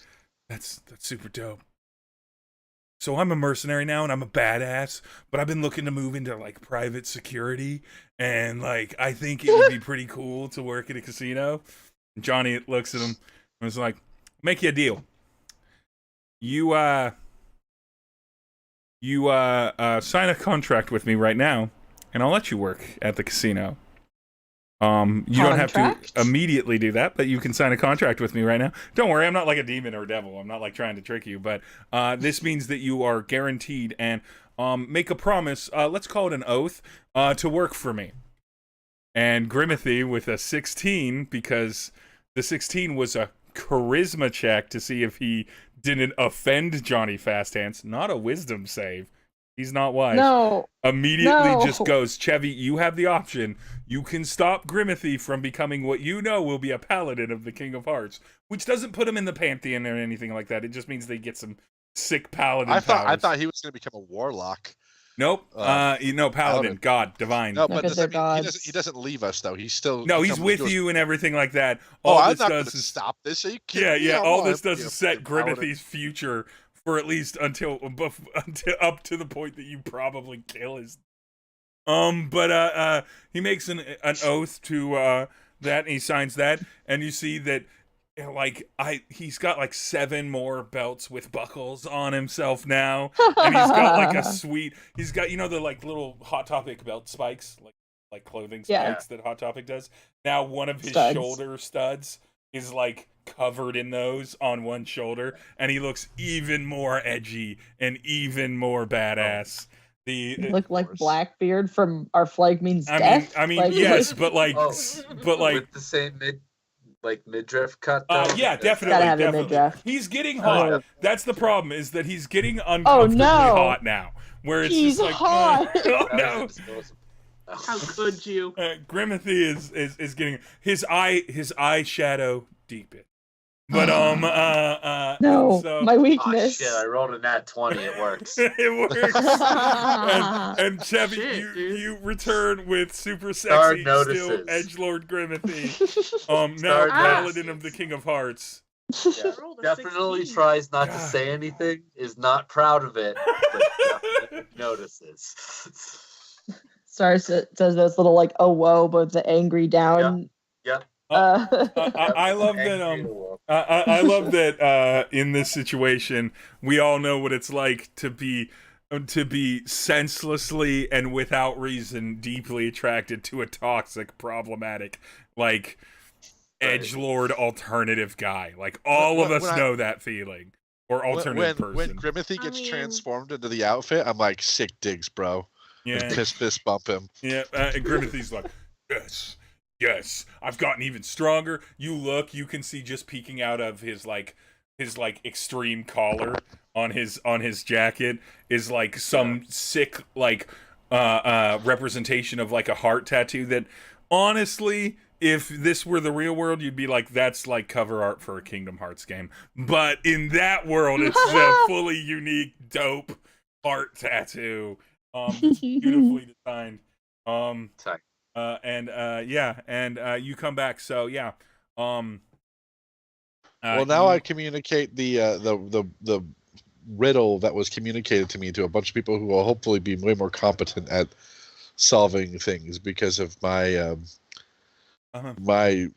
spectrum brain is not good at determining riddles. I will let you say that that you can roll a history check about it, Chevy. But yeah, sing. I can't even remember the exact wording of it. Sing the song the singer sings can only be silenced.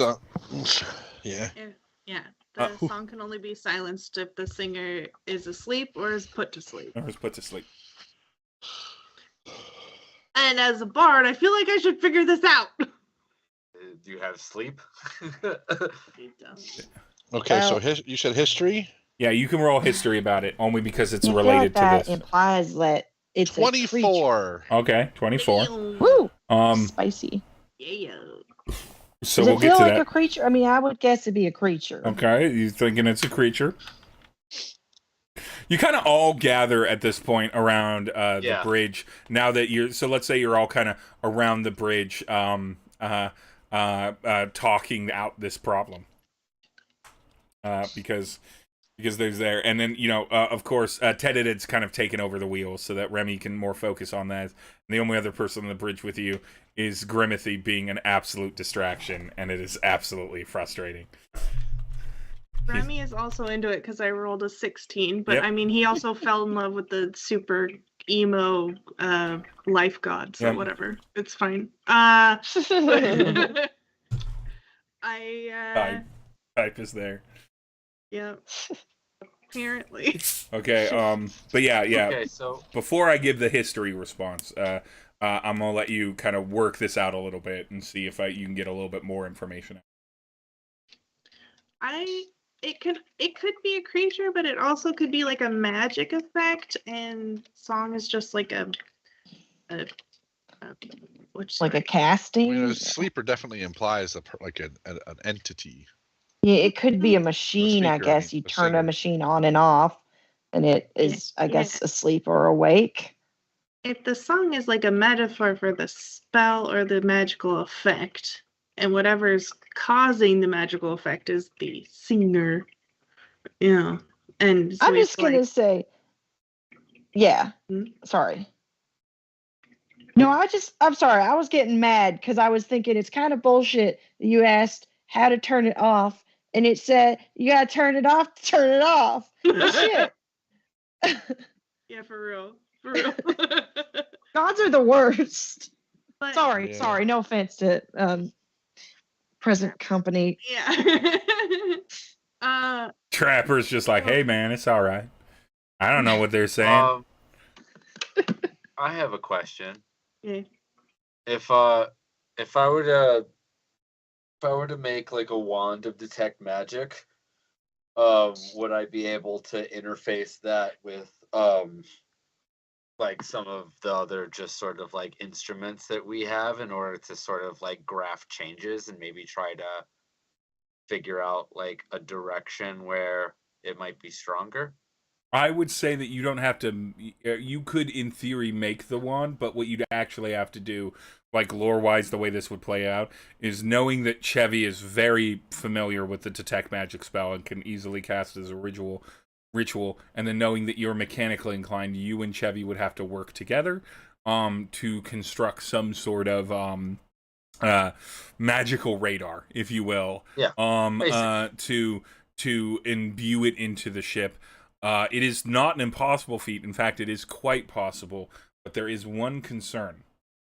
The speed at which you could get that done would be something that would you'd want to get it done and then hope that you could get to whatever was causing this as soon as possible, because you will run out of power.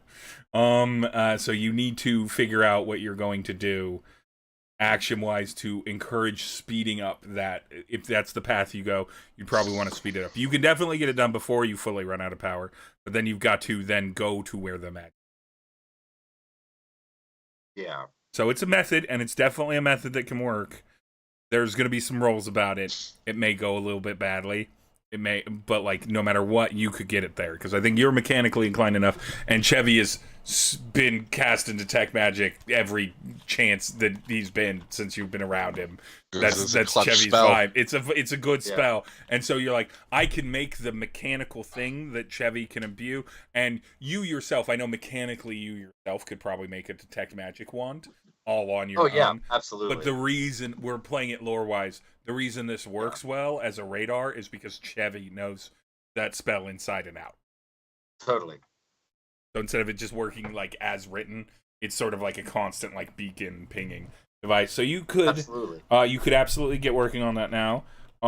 Patience, Remy, any ideas on how to figure out? Because obviously, at the very least, you know you got to go somewhere. You got to go somewhere about this. You got to address this problem head on. So the ship doesn't have any sort of radar where we can tell where like things are, right?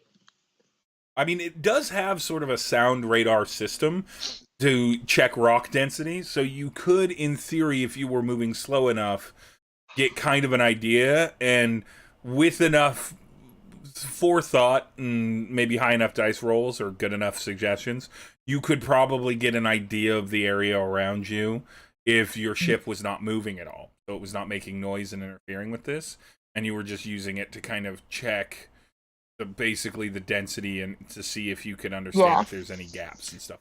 I think you could do that. I think we have to slow down or stop in order to figure out if this thing's getting closer or farther away. Like I don't want us getting out of the ship just any old place. If we're gonna like take care of this, we have to take care of it as close to it as possible.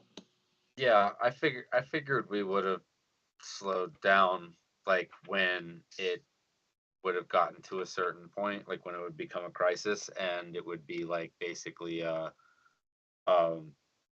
while like checking to see like what pushing the engine harder or more or less did with like keeping the speed up. So a little methodical testing, everything. It hasn't gotten to crisis point yet.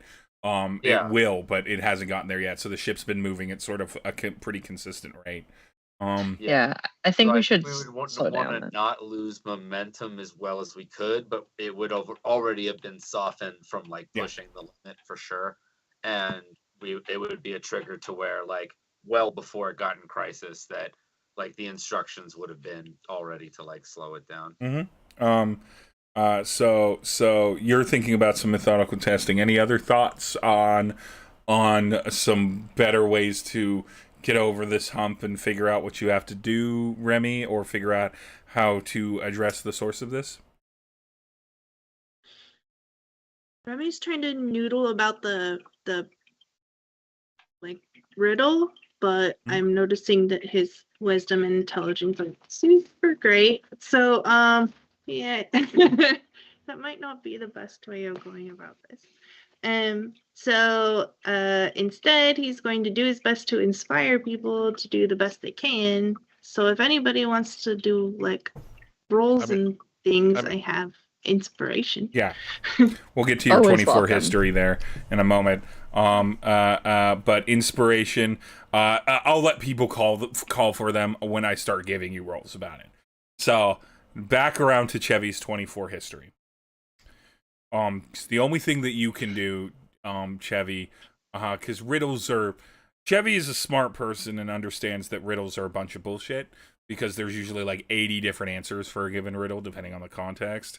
And so, like, that was very vague. I think with a history check, you focus on the singing, mainly because Patience complained about the fact that it's like, you asked how to turn off the thing, and the god told, well, you turn it off by turning it off. And that's not what your spell does. Your spell is supposed to give you, even if it's couched in a riddle, something helpful. So the only other like noun or identifiable thing in that was related to singing and songs.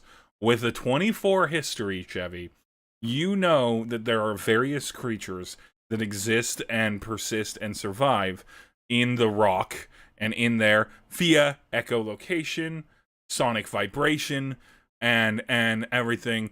No thinking society does that. They do sonic tests, and when Patience starts mentioning maybe looking into some like methodical and quieting ships, that's not unheard of. And everything, and that seems like a good idea. But you know that there are creatures that do that. And then, Chevy, I don't know if you ever ran into one, but you recall that a lot of seafarers have myths about sirens, drawing them to shore and drawing them to their danger.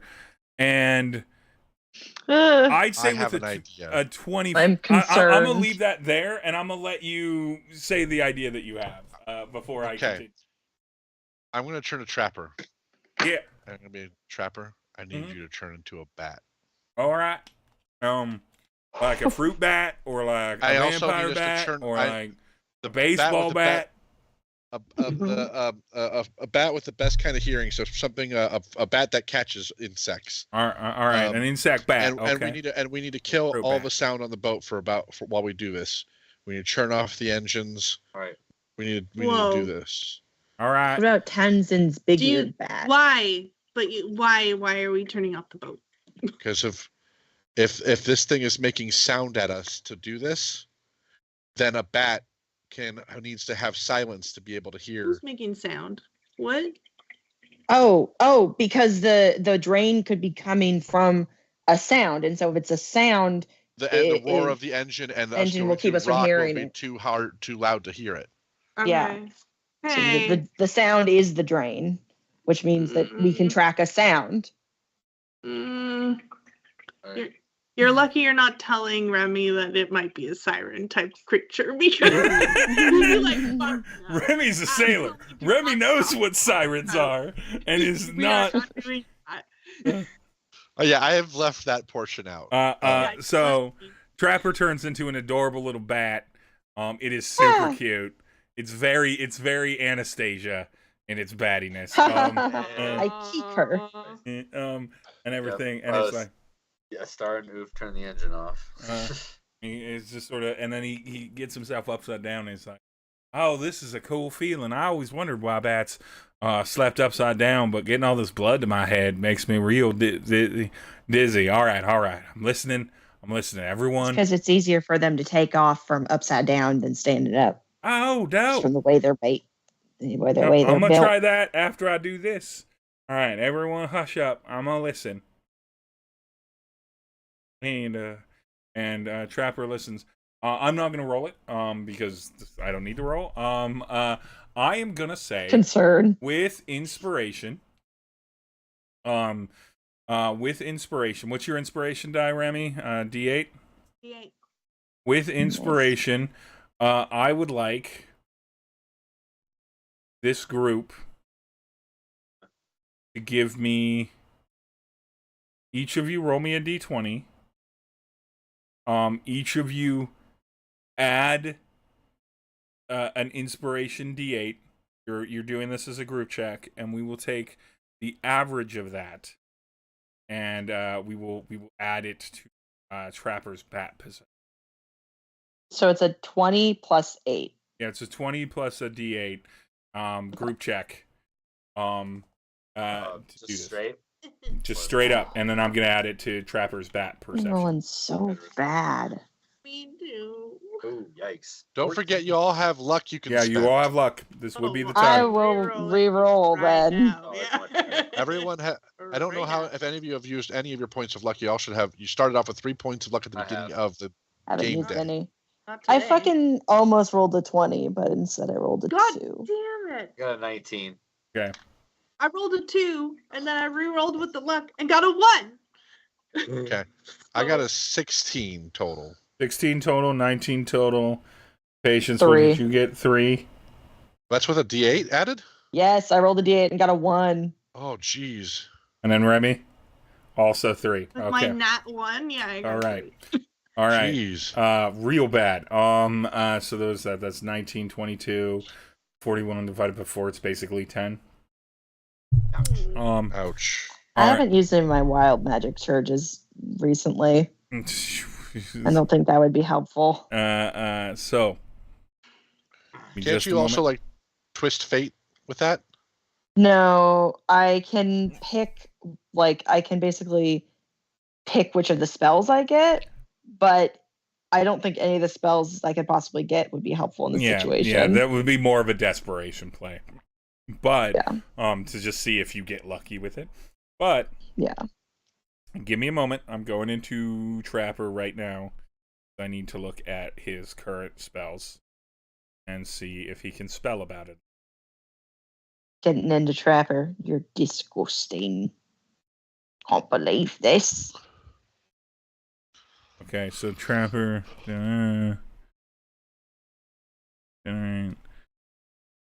Just thinking about bats with big ears now. They're so cute.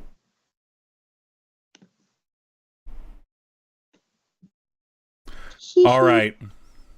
Look at their little snakes. I know what I'm going to do. Okay. Frightened, concerned. Yeah, this is going to be interesting. No. All right. So Trapper sits and listens for like a while. It ends up being about a 15 on average, which is it's like how the math worked out. Trapper sits and listens for a while, and he is struggling at first to hear anything useful, and then he's struggling to hear anything of significance, and he's getting frustrated because he feels like he should hear something, And it's reminding Trapper of the time that he's been frustrated at how little fucking life is down, like how non-continuous life is down here. And he has reached out every couple hours to reach out for some sort of sense of like a mycelium network of significance, or a pond, or just something, right? Anything. And you see Trapper's eyes open wide, and then Trapper disappears, drops off and zooms away into the kitchen mess and disappears from it just instantly. Patience is trying to follow. Yeah, you could run after him and everything like that, but he zooms past you. You see him disappear into a tiny little, like, potted cacti that he's been keeping into the kitchen. He just zooms into it. Patience and Chevy, you do not need to roll for this. This is travel by plants. You have seen Trapper do this. And you know of it as a spell. Trapper just traveled somewhere. You don't know where, but he traveled somewhere, and the ship is still off, and so it takes you a little bit, but you can just hear emanating from the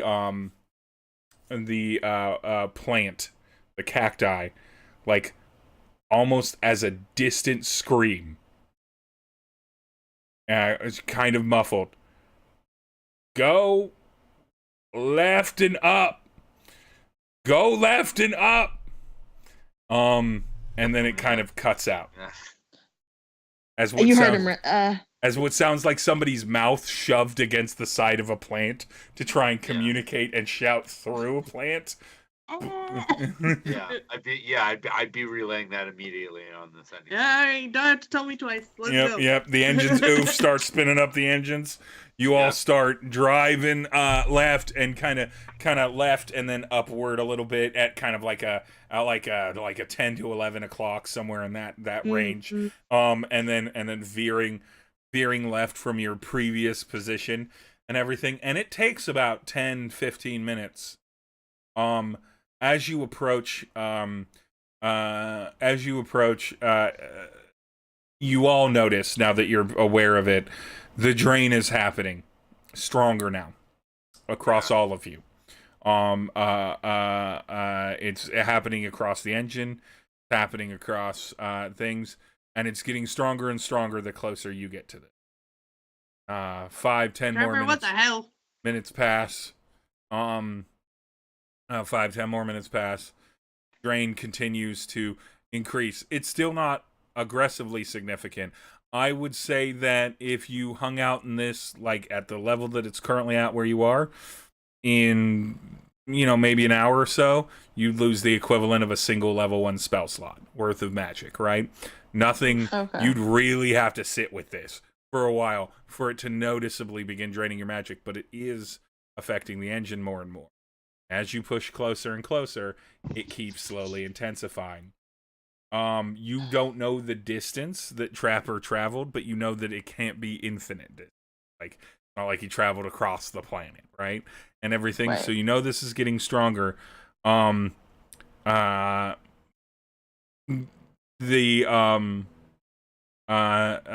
drain keeps intensifying. Give me a... I'm going to have Remy give me a D10 roll for me. You're only doing that because my dice hate me. Might be to your benefit in this case. Rolling low wouldn't be the worst. I see, okay. So a 9 would be bad. Yeah. It takes roughly an hour and... What is that? An hour... 10 minutes, an hour and a half. It takes roughly an hour and a half of drilling to get to Trapper's location. Over this time, the engine is getting to that point where you're really either going to have to push it, which could wear it down, or slow your roll down considerably while that's kind of happening. The draining the draining intensity, the sapping increasing and everything like that. As you get past the first like 30-45 minutes, now you're beginning to notice this magical effect. I would say each one of that, if you have spell slots, mark one off. The level 1. Do we not get to save it at all Nope. against this? No, you do not. This is just an It's effect. close. You all suspect that this is going to continue to happen over a period of time, but it does create a sense of urgency. You know, whatever you're going toward is doing this. This thing. As you get close to within about 20 to 30 minutes of breaking 3, you finally begin to hear it. You're finally enough to hear a song. You hear this kind of gentle, high-pitched, lilting, sort of almost like operatic, alto kind of soprano-y voice, just like singing in there. Remy, there is no situation where you do not connect this to sirens at this point. I was gonna say, does that sound familiar? I don't know if you've ever specifically interacted, but now you're hearing a high voice, not a particularly feminine voice. It doesn't have lyrics. It's just making tones, but it is very much like a high-pitched, haunting song being sent to you as you all kind of push toward this. And it isn't until you get to the edge that you break free of Earth and into one of those giant, large caverns. Transition now. Into one of these giant, large caverns as you break free into a massive, large tunnel. Not a smooth one like the worm left or one that you would leave, but something that clearly was carved out by numbers of rock falls, cave-ins, then recompressed and such, and you find yourself on the end of a giant hallway. What's interesting about this is that though you have the lights of the drill of the wild card off, this area actually does have some light ambient flow to it. There is slight amounts of fungi on the ceiling that's bioluminescent, and with the amount of darkness that you have become familiar with, this seems like a brightly lit starry sky, moon, like half moon night, which means that y'all, once you are not in the light of the ship, would be able to see in this. And that makes sense that you can see the outline. Get to the thing that's summoning us. Yeah, see the outline of a now back to Coyote Man waving that currently is like standing by just this streak of bioluminescent fungi having a conversation with it outside of your ship. And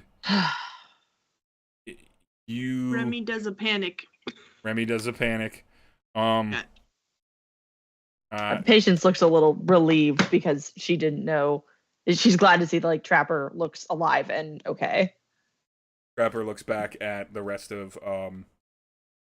at the rest of you all and is like, there. Star, give me a perception check. Chevy, give me an Arcana check. Patience, give me another Arcana check. Remy, give me another perception check. Perception is definitely more my wheelhouse than Arcana.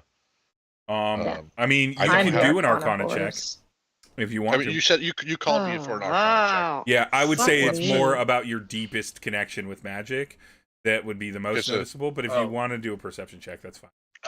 I would switch and do an Arcana, then it would be 32. I don't think you're high enough level in magic to connect to this in the way that. Okay. The reason I gave it to you're right. Well, that's just more relevant to when I. Doesn't matter to me because I just rolled a nat 20. So it's whatever. Anyway, I had a 30. I got a 16. 16, and what did you get, Patience?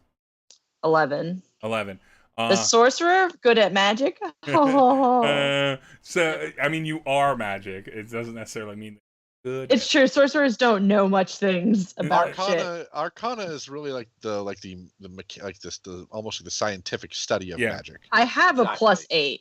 Yeah. That's pretty good. That's a pretty. I good, rolled a 3. Yeah, that's Man, dice are Greg is with us tonight. Greg is all over. I've been rolling garbage All right, shit. so we're gonna say that Chevy and Star between the two of you. Remy, you quickly panic glance around. Nothing looks like it's moving around Trapper. Trapper seems fine outside in the tunnel. Nothing's moving. He's like interacting with the growing kind of slimy fungi that he's talking with, and he seems like normal Trapper. But you don't see anything like that. Patience, you are extremely nervous seeing someone.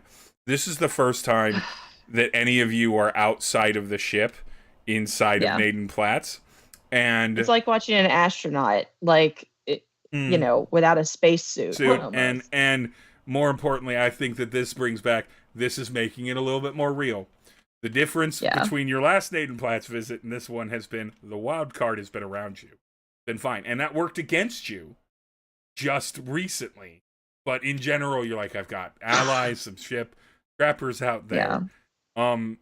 Chevy, you are confident that this magic drain thing is something that you have to deal with aggressively. You also have a sense that you might be able to protect yourself and maybe a few other people, but you cannot protect this ship from it. You might be able to use dispel magic, or you might be able to use your divine powers to minimize the effects on you, but you cannot do it with the ship as a whole. Star, if you don't shut this ship down, if you don't shut off the engines, regardless of if you approach, inside of an hour, it's gonna be a problem. It's gonna be the kind of problem that says, I don't know if we can power the drill far enough to drill through hard stuff. We might be dead in the water sooner rather than later. So it might be about that time to just shut everything down to the minimum, because it can't drain if it didn't turn off. That's what you notice, is that when you turned off the engines, the draining stopped. We just have to turn on and off again, the sorcerer and the cleric and the bard. It's fine. Well, and the druid. Now that the engines maybe are on also again. Star should have a soft reset. Now that the engines are on. But it seems like the magic has to be powered. So the humanoids power themselves through breathing. So their magic is powered because they're alive. Damn it. The engine can be turned off. I can't nap about this. Well, we can kill y'all and then resurrect you. And then I'm good. I won't be able to do that till tomorrow. Johnny Fasthand literally got a call from us and told us to turn it off and turn it back on again. Well, your engine has to be turned off. But if you turn it on again, it'll start draining. You still have to deal with the singer of the song. That thing needs to be. I know. We obviously can't. Now that we're out, it would be turned off. Yeah, we're parked basically. We got to get out there. You got to get out there. Everyone, the crew should stay with the ship to protect the ship. Grimithy, I'm leaving these people in your protection. Grimithy's like, of course, I will lead them. Your ship will be perfectly fine and pristine and ready for you to go upon your victorious return, sir. I would ask Oof to just check the integrity of all, important structural elements across the ship. Oof salutes you, and then immediately goes about that trash. Chief engineer in my stead. Oof salutes you.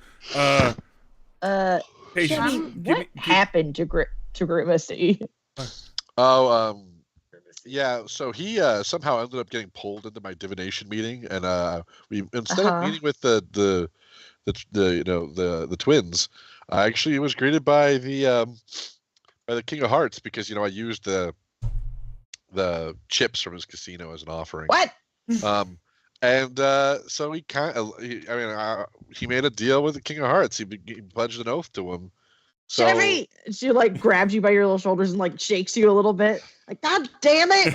what's wrong with that? King of That's Hearts was nice. terrible. That's bad. Why is that bad? Badass Grimithy's back there being like, Look by at the how power cool of the he looks. King of Hearts. Is it bad because Grimithy's too sexy for you now? Is that the problem? No, Chevy, it's bad because it's them here. It's bad. Or what did Yeah. they call on him? Grimithy, you my boy? I'm definitely your boy, 100%. That's right. Yeah, and right. Skitaki was our friend, and now he's gone. And tried to kill us. Sorry, let's just get out of this ship and just stop this thing from singing. The King of Hearts helped us in that moment, despite knowing what we were doing down here. Sorry, And aren't we trying to kill all them gods? no, just the ones keeping your friend, right? I don't think you've ever discussed exactly how many of the Pokerdeck Pantheon you're trying to kill. I thought we just had those the bad ones. The diamonds. The ones that are the villains of the story.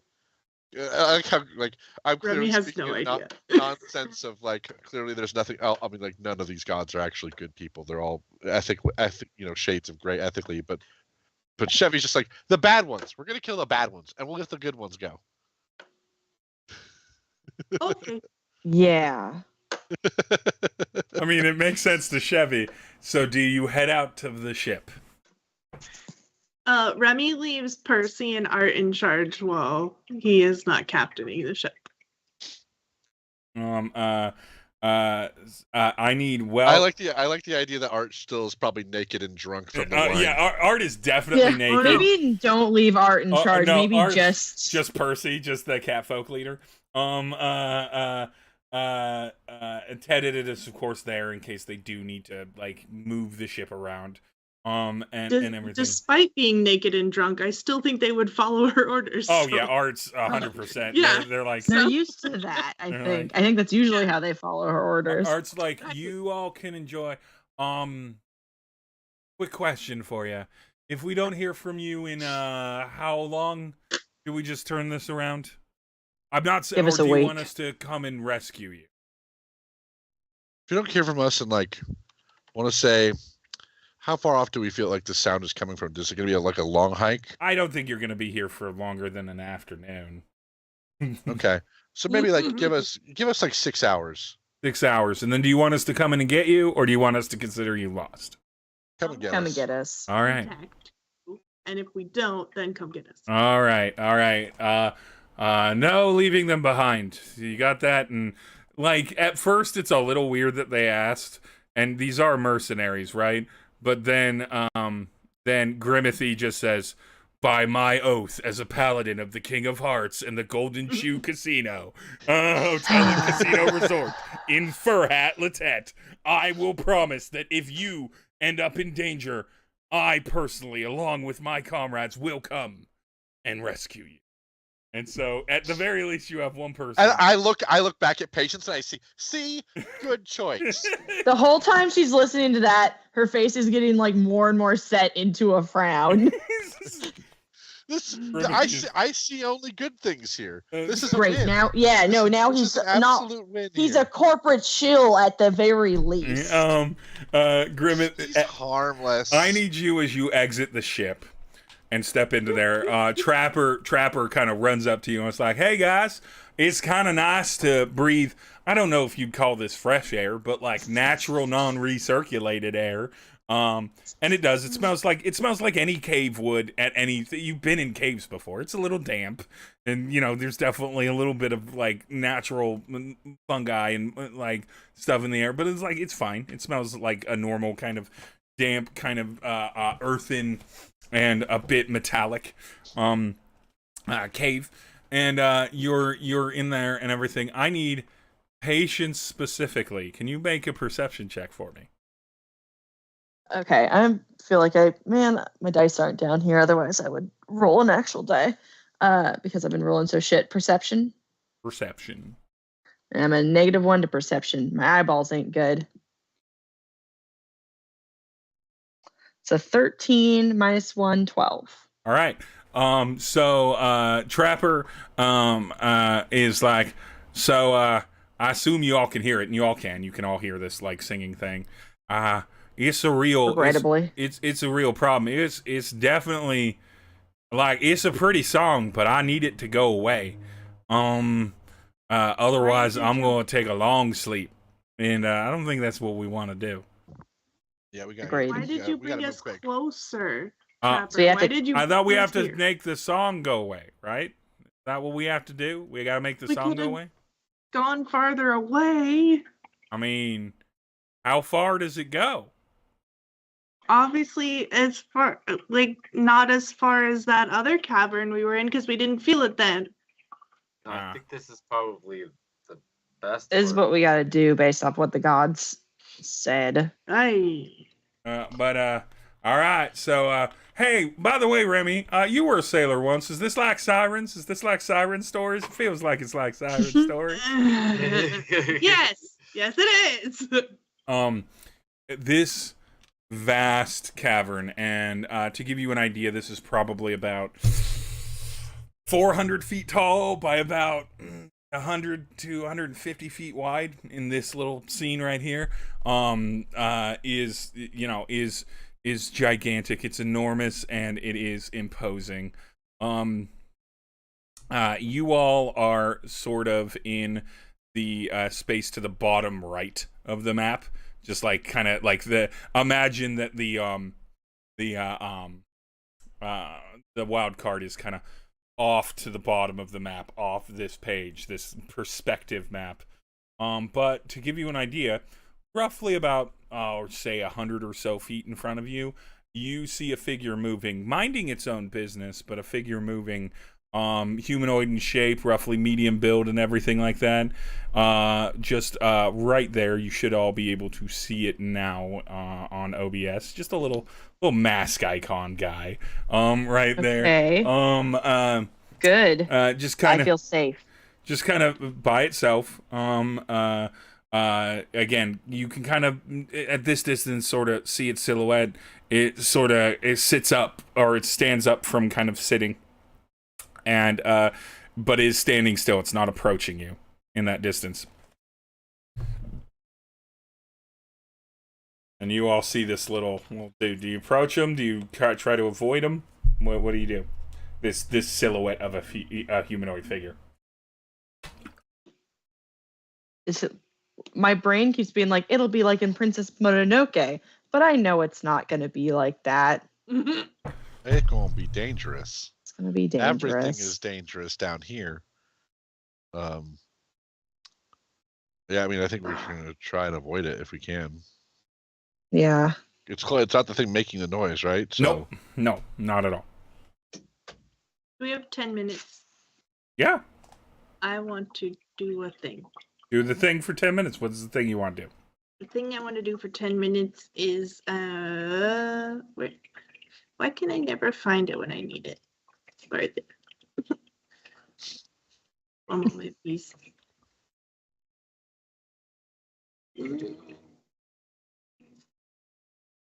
Where is inspiring leader?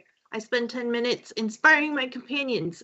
6 allies that can see or hear and understand me within 30 feet gains 19 temporary hit points per Ooh. short rest. Woo. There you go. For sure. Very nice. 19 temporary hit points is not a bad thing to have down here. No. I'm inspiring. Ooh, God, I love having a bard. It's funny. I'm watching this later level challenge happen, and the DM kept being like, if y'all want to boost each other's things or have things to affect each other's dice roll, and it was at that time that I realized that the party had no full cleric or bard in the party, and I'm like, oh shit, this is what it's like to not have anyone that can just throw bardic inspirations or divine things or like do anything about anything. They had a portent wizard, right? Like they had the ability, but like that's very, you know what you have in the tank, and then there's nothing else you can do. But I'm like, this party can barely impact each other's rolls. That is wild. When it's a bunch of level 17. 5 of them. And so I'm like, statistically, Yeah. But nonetheless, so y'all get your 19 hit points. You are making the move to avoid it, and I have you all roll a group perception. You're Everybody roll your own perception and My eyes give are me the so bad. numbers. That's another Nat- 30. Nat 20. Nat 20, excellent. With a I 30, rolled a How many of those are 3. you gonna have? a 3, and then -1. It's a 2. Oh boy. Perception. Jason's back, I like, 17. can't see excellent. shit. Nat 20 Real, cancels out the really Change low out that dice. one. Mhm. Change I've out been those using dice. the fucking D&D Digital. Beyond Stop one. it. Oh It's yeah, bad. no. Greg has It's infected your bad. computer. No. You have the Greg You virus. have Greg. Greg, I had to go That find is my fucking enough. dice. As you begin to Ugh. move aside, you manage to see another little guy pop up. But no one's moving closer to you. You manage to avoid that one as you give it kind of a westerly berth. Who got the nat 20? Chevy got the nat 20? Yeah. Yep. Chevy and Star, 'cause Star got a 30, and so that's high enough. Chevy and Star, you both sense that something is following you. Uh-huh. Okay. As you're kind of slowly making your way along this cave front. Do you do anything about it? Do you communicate to each other that you both know about it? Are we like leaving footprints? I mean, you're leaving, I wouldn't say full footprints, it's not like it's soft sand, but like you're leaving the tracks of disturbing dirt and like little bits of gravel and everything like that. Okay. Maybe occasionally stepping in there. So I'm gonna use and they're not visible to us. They're just like off in the like around a corner probably from us as we're moving. I mean, do you turn and like deliberately try to see them? Right now I'm just they're out gonna of sight. You just sort of sense that they're behind you. I'm trying to see. I'm trying to be nonchalant about it, but like I'll turn and talk to someone. But when I turn and talk to them, I'm kind of glancing a little half back. Deception check, to see. baby. Who can I And help? Yeah. And I'm gonna do, and I'm gonna use my guidance on it too. Mm-hmm. Deception is something I'm very good at. Haha. 33. Nice. I got an 18, so I didn't have All right. much. Let's see here. I'm very good at being tricksy. Yeah. I got a dirty 20. Dirty Wait, 20. what are we rolling? Sorry. Deception. Deception. And the way that you're helping me deceive it is by I'm turning and talking to you Yeah. as Yeah. my part of my Right. action of peeking back. Give me a deception check just because it's not. There's no way you can hurt this deception at this point, Patience. But give me a Me? deception check I to got a see +5. to see so if you can. fingers Yeah, crossed. to see how if you get a particularly strong roll I because it's rolled an already pretty much 18. locked I got in. an 18. Yeah. Total. Okay, so two 18s, Yes. a 33, and a 20. That's pretty fucking good. So, Chevy, you and Star specifically are the ones that knew about this, and as you start talking about it, I think, or talking to other people, Star sort of picks up that you're kind of glancing back, right? And is also got that instinct. So all of you start kind of talking amongst yourselves, maybe quietly letting Patience and Remy know somebody is following us and everything. I am going to give you one for free because I like this, and I could signal to Remy. yeah, But can't. Yeah, we know little thieves can't. thieves can't. Very good, very good. Yeah, so we can communicate with very distinct hand signals. Oh, so as you're kind of traveling, you also see another silhouetted figure. None of these three have approached you, and this is not what's far away. Very cautiously, very slowly down this cavern. Chevy and Star, because you have the higher perception checks, you're the first ones to actually glance this. This creature is a little bit like bigger than your average, like these other shadowy figures. It seems surprisingly nimble for its size. Still probably medium size, but definitely incredibly thick. You kind of see its silhouette in the past. It's keeping its distance, but it's probably about 60, 70 feet or so behind you. Basically with a dash movement within 6 seconds of closing, like single round. of closing on you, and it's sort of moving circuitously to try and make sure that it's not being very visible. It's staying away from the bioluminescent fungi and everything, but now you can track it. It has eyesight on us. Yeah, it does have eyesight on you. And now you, knowing where it is, have a good idea of where it goes. It's stealthy, but it's not like so supernaturally so that Okay. I was just trying to determine if I can use like an illusion to leave fake tracks, but that seems like unlikely. No. It's got a beat on us. Got a beat on you.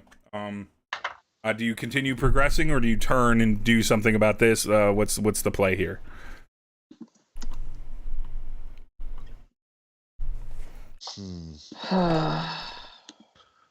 It's following us.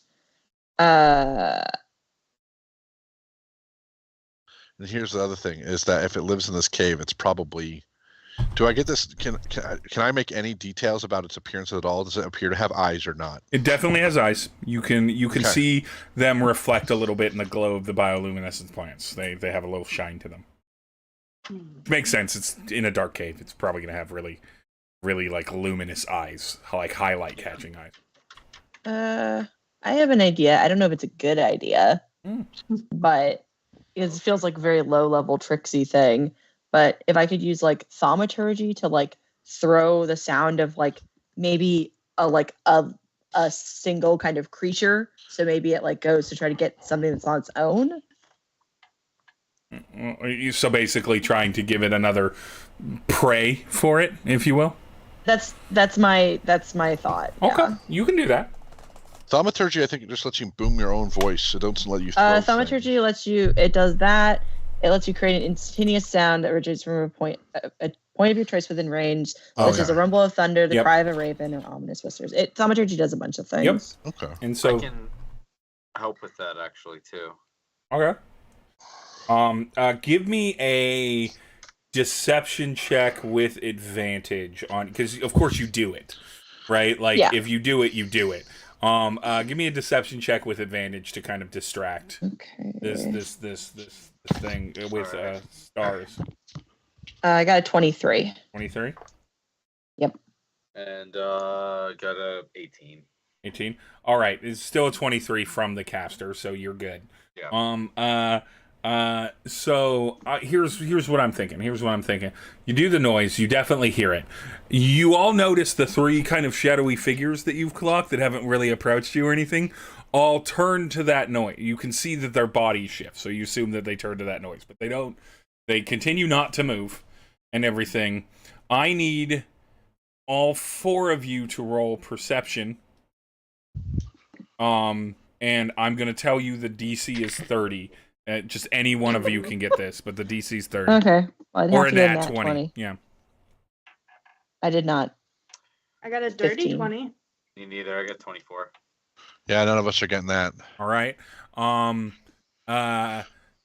You see that the creature that is following you, you can tell that they clock the noise and they pay attention to it, but if you begin to slowly start moving, they will continue to pursue you. I'm trying to wait for a moment where I see that the creature has. If I wanted to try and do something with the distraction of the creature being hit by the noise. Okay, that's fine. If that's possible. So what I'm going to do is I'm basically like waiting to the moment that the creature looks the other way. Yeah. I'm going to like whisper everyone freeze, and I'm going to cast silent image to make it look like a rock is surrounding us and that we blended with the environment. Very nice. And so I can create a 15-foot cube. Yep. Of an illusion. I'm not even gonna make you roll anything for that. That's absolutely good coordination there. You're all in this cube, eyes on this creature as they look back and then don't see you, and it becomes obvious that they pause for a moment. You can kind of see this sort of general outline of the shape of this kind of like round, like thick head. Just sort of like look around. You can hear kind of almost a frustrated huff, and then they begin moving quickly or they begin moving cautiously, but quickly forward, not straight at the boulder, but like to clearly kind of get around in an angle to see if they can get around it, and it forces them to progress forward and get closer and closer. What this does is this distracts them from something that you clocked, which is this on the kind of westerly or lefterly side of the map here, this masked figure. This distracts them from seeing how close they've gotten to that almost statue level form, even though you know it moves, it is a living thing. And right before we wrap up for the night, what you see is the light hits them, and as the light hits them, when they react by lighting up like a cantrip in their hand, they react panically. You see this light, and you now see these for the first time. These marionette like living creatures with masks that seem fused to their faces, reaches out a hand toward the soft, fluffy body of Meatball, who has been silently following you since you left the ship. God damn it, This Meatball. creature that Patience could not identify as you were leaving, because Meatball is always following Patience. And that is where we are going to end this Not session. Meatball. We have to Dungeons save and Meatball. Dying of We Exposure. have to save Meatball. Um, They're a monster. I love them. And their cat that got themselves into trouble and will get you into trouble. Potential trouble. You don't really know what's up no. with these marionette people yet, but they're probably not good. But nonetheless, I'm gonna thank go out you. on a limb. Thank you for joining me for Through the Mill, back in these caves. Back at it again. Got you out of the ship, one way or the other. You, I tried not to. admittedly, this was the much more forced hand, because you could have been forced out of the ship in the last one. Dodged it. That would have been bad. But that would have This been I'd different. prefer. This is like, all right, there's probably like a monster we have to kill or some shit. Yeah. That's fine. I can do that. I can do that, yeah. We know how to kill monsters. But nonetheless, thank you so much.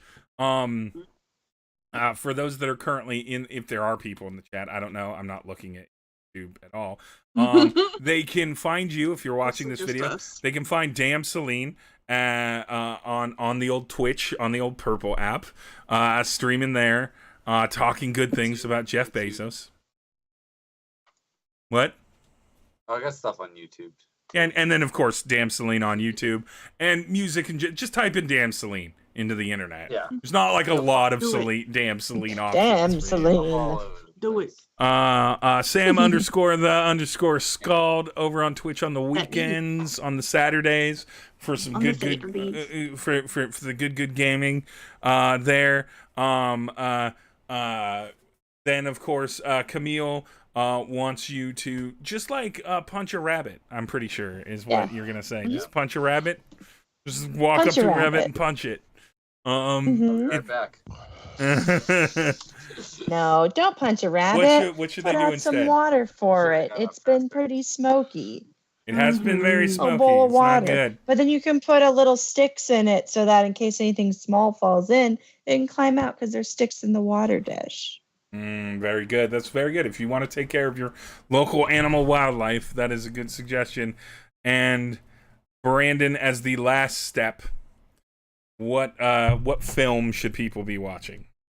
Okay, I gotta turn off my background, and I do have to kind of cover up some of this because the cover does feature nudity. Oh my. But I'm TOS. gonna recommend. Is it artistic? It is artistic, But no, Um, yeah, I appreciate this. but The Laughing Dead is kind of a horror movie in which there's like a ancient evil god being brought back, and there's lots of fun, ridiculous, over the top gore effects and creature effects. If you like that kind of thing, this is a little hidden gem that'll make you Ooh. laugh.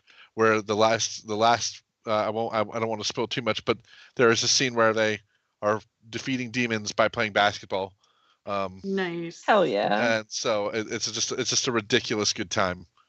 I like that. I like that. I like that. That sounds high quality. And of course, you can come back here to Dying of Exposure's YouTube for more in the Through the Mill universe, more in the Waterdeep Booty Piece Saga universe, more in the Quest board gaming, Brandon and I talking, and more actual edited videos starting to come out next week. But until then, thank you so much for joining us. I hope you enjoy watching me try to murder my party every session for the next several sessions. Not sure when the next stream will be, but it will be soon. Thank you very much, and have a good day.